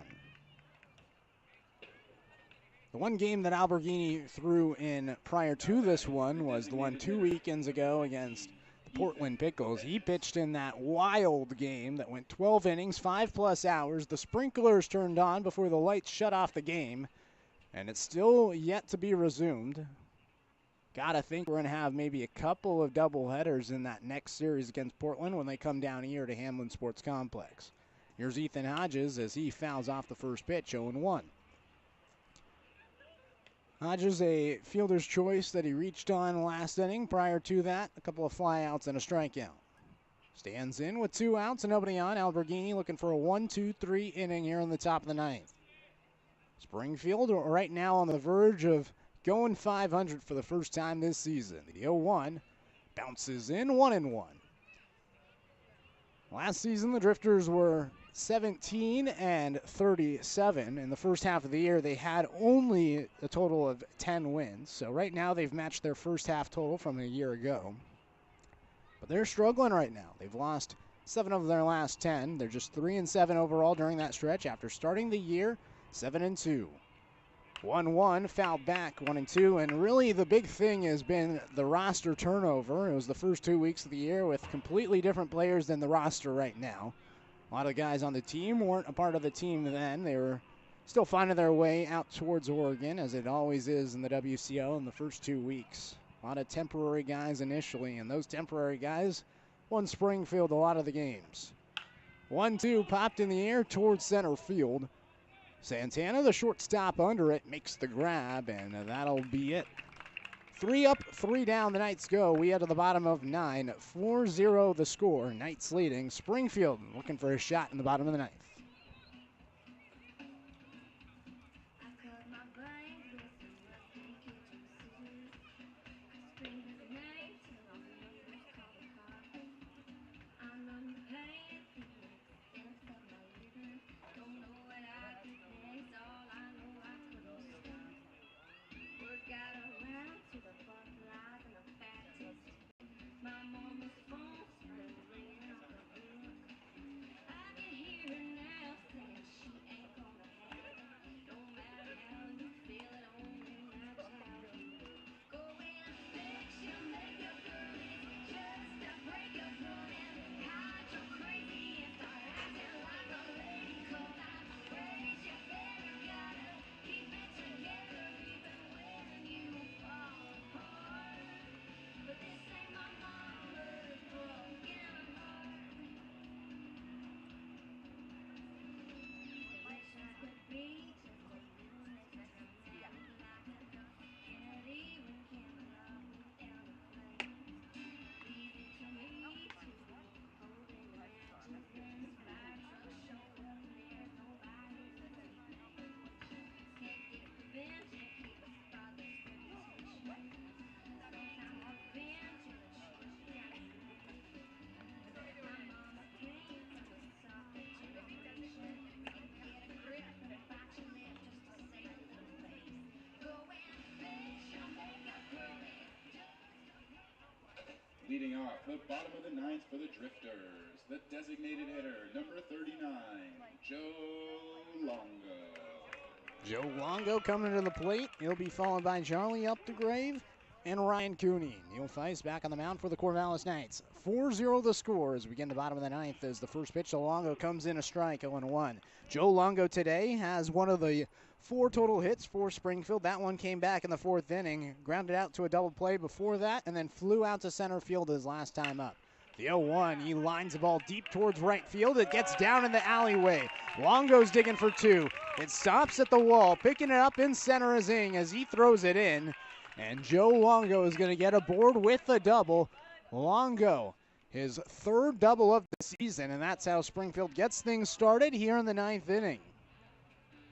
Yesterday, it was Corvallis scoring 2 runs in the bottom of the 9th inning to take the game away from Springfield. And now Springfield at home looks to turn the favor to Corvallis here. As it brings up Charlie Updegrave, powerful hitter at the plate who's 0 for 3 with 3 strikeouts. Everybody has vacated the Corvallis bullpen. Not a single man in sight down there in left field. And here's Longo, the power hitter from the right side of the plate, the lefty. Stands in against Feist, now working out of the stretch. As the first pitch to Longo sails away, 1-0. Rather, to Updegrave. Updegrave had 3 hits in his last 2 games, had just 7 coming into the total series. As the 1-0 to Updegrave, he goes swinging and missing. 1-1. This is a guy that hit .354 this past season at LC State. The year prior, he hit .350 there, but has struggled to find his swing here in the WCL, entering just hitting .233. 1-1 to Updegrave. He can't connect, and it's 1-2. In danger of going down swinging for the 4th time today. Feist so far, 1 strikeout, looking for a response after the leadoff double to Joe Longo. Looks like a pinch hitter on deck as this one's fouled away by Updegrave, and we'll do the 1-2 again. Left-handed hitter in the on-deck circle. It's Drew Johnson with the bat in his hand. So Johnson's going to come up for Cooney. The 1-2, fouled into the mitt of Arrows, and that's going to be a strikeout. 4th strikeout today for Charlie Updegrave, 2nd for Feist, and the first out's recorded here in the bottom of the 9th inning. 4-0, Corvallis with the lead. And Drew Johnson now hitting. Johnson comes in for Ryan Cooney, who was 0 for 3 with the ground ball double play back in the fourth. And Johnson, the Tacoma Community College product, comes to the plate. He's still searching for his first hit in the Springfield Drifters uniform. 0 for 4 and has at bat so far with a strikeout. Runner at second in Longo after the leadoff double. And Springfield's looking to score 4 runs with 2 outs to spare. As that is a balk that's going to move Longo over to third. They're saying that he jumped a little and then threw it. Brooke Knight came out of the dugout. Wasn't pleased on that call, but it's the second balk called on Feist. And here's Drew Johnson at the plate. The first pitch to him, he takes. And it misses from Feist. Really close one there. Just a little bit low and away to the left-handed hitter. Lefty on righty matchup here. 1-0. Johnson takes outside, and it's now 2-0. Now looking towards left field. There's one man standing in the Corvallis bullpen. He's not thrown, but he's standing out there. Springfield going to have to do a lot more work to get some action there. As Johnson rolls it to the right side, but coming in to score is Longo. Fielding at second and throwing to first is Mason Lee. And that's out number 2, but Springfield is not shut out. It is 4-1 after Longo comes in after the balk moved him to third. And the ground out by Johnson brings him home. Now batting the right fielder, number 33, Jaden Shepard. So that's the good news for the pinch hitter in Johnson. Gets his first RBI as a Springfield Drifter. And here's Jaden Shepard, who singled his last time up. He foul tips the the ball into the mitt of Ansoneros, 0-1. Nobody on, 2 outs, 4-1 the score. Corvallis leading here in Springfield. The 0-1, Shepard grounds it to the left side, 0-2. Drifters again will be back on the road tomorrow against Corvallis. Then they'll have the weekend series against Ridgefield. It's going to be a big weekend. Ridgefield, of course, in first place of the WCL South. Ridgefield's won 11 straight games. Raptors facing off against Bend here today. The 0-2, Shepard takes away. Now 1-2. And this just in, Ridgefield just lost to Bend, so the Raptors' 11-game win streak has gone to none. That's it, 11 games for the Raptors. 1-2 to Shepard, grounds it to the left side. Do it again. So that's the final, 5-3, Bend gets the win. Bend improves to 8-12 now, 6 games out of first place. And if Corvallis hangs on, which seems likely at this point, 1 ball, 2 strikes, 2 outs, they'll move a game closer to Ridgefield. Down and away now, 2-2 to Jaden Shepard, the 6'6", 230-pound right fielder today for Springfield. Drifters have 1 out to pull together at least 3 runs if they want to keep this game going.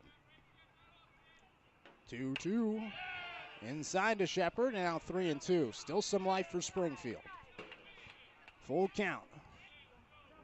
Drifters came in 4 games behind the Ridgefield Raptors. So they won't drop in the standings if they do, in fact, lose here today. The 3-2 outside, and Shepard's aboard with a 2-out walk.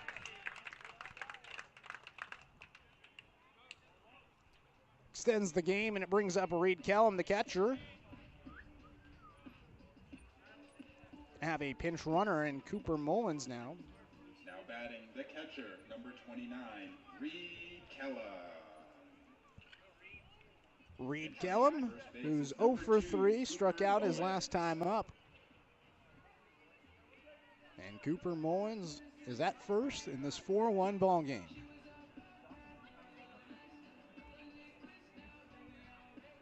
Beautiful sunset here in Springfield.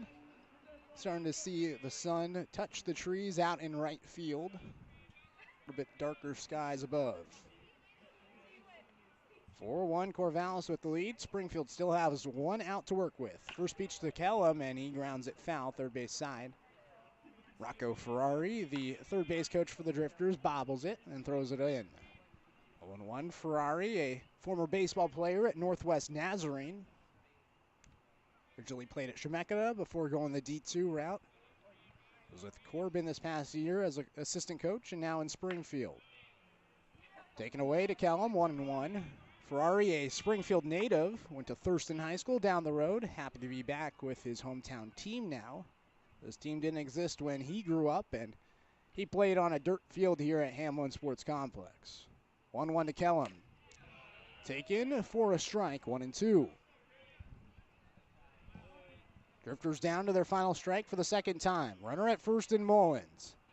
Reed Kellum looking to stay alive. 1-2. He goes down swinging. Corvallis gets the series victory, and they win this one with just 2 hits overall. They score 4 runs, including 3 in the 8th inning, 2 of them unearned, and the defense again cost Springfield late.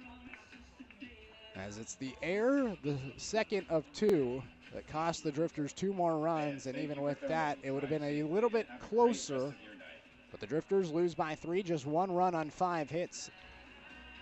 And yesterday it was just 2 runs for Springfield against this really good Corvallis Knights team that came in.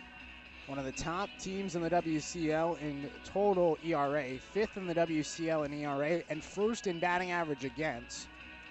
And the Drifters pitching did their job. They only allowed 2 hits, but the walks piled up, the errors brought in runs. And Springfield drops to 500 for the first time this season.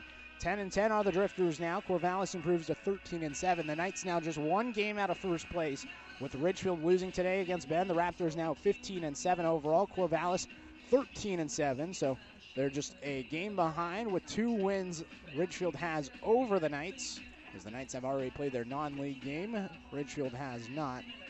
Springfield 10-10 now, 500 for the first time. They're going to be still 4 games out of first place, and they'll remain in 4th place right now. But at home, they lose once again. Only 2 wins at home in the past 3 home series. This was a home, and home. Yesterday, the tough loss in Corvallis. They've been competing against this historically good Corvallis Knights team. But no wins to show for, and the Drifters have now lost 8 of their last 11 games. And 4-1's the final here in Springfield. Total time of the game was a little bit of a longer game nonetheless. 2 hours and 46 minutes here at Hamlin Sports Complex. 4-1 the final. Corvallis gets the win, as it is going to be Jacob Wright picking up the victory today. The loss will go to Steyer Brinkley, who had that tough run come in after he threw the ball into center field. A little bit of a mental mistake for the left-hander. Nonetheless, it looked like a bounce-back performance for him, 4 innings pitched, as well as Hunter Dryden, who also, it seemed like, had a bounce-back performance. He finished with a total of 6 strikeouts, just couldn't get out of that 8th inning, and that, again, had been the trouble for Springfield this year, getting that final out in the inning, and that 8th inning yet again cost Springfield this game. We're back at it again tomorrow, 6:35, first pitch time in Corvallis. I'll be on the Corvallis Knights live stream with Mike Parker. We're going to do the same thing we did today, where I'll be on with him for the 3rd inning, and then I'll get the middle innings 4 through 6. He'll join me for the 6th inning, and then he'll take over again for innings 7, 8, and 9. Super excited to get to work with Mike Parker again today. It was a blast having him here in the booth. Got to learn a lot from him and get to talk to him. Obviously a legend, calling Oregon State athletics for the last 20 years plus, and it was an honor to get to work with him. The Drifters, though, dropped this one 4-1 against Corvallis. They look to avoid being swept tomorrow against Corvallis up at Goss Stadium. You can catch it there on the Corvallis Knights live stream on YouTube. I'm Knight Uretsky saying so long from Springfield. We'll see you tomorrow in Corvallis, 6:35, as the Drifters fall today by a score of 4-1.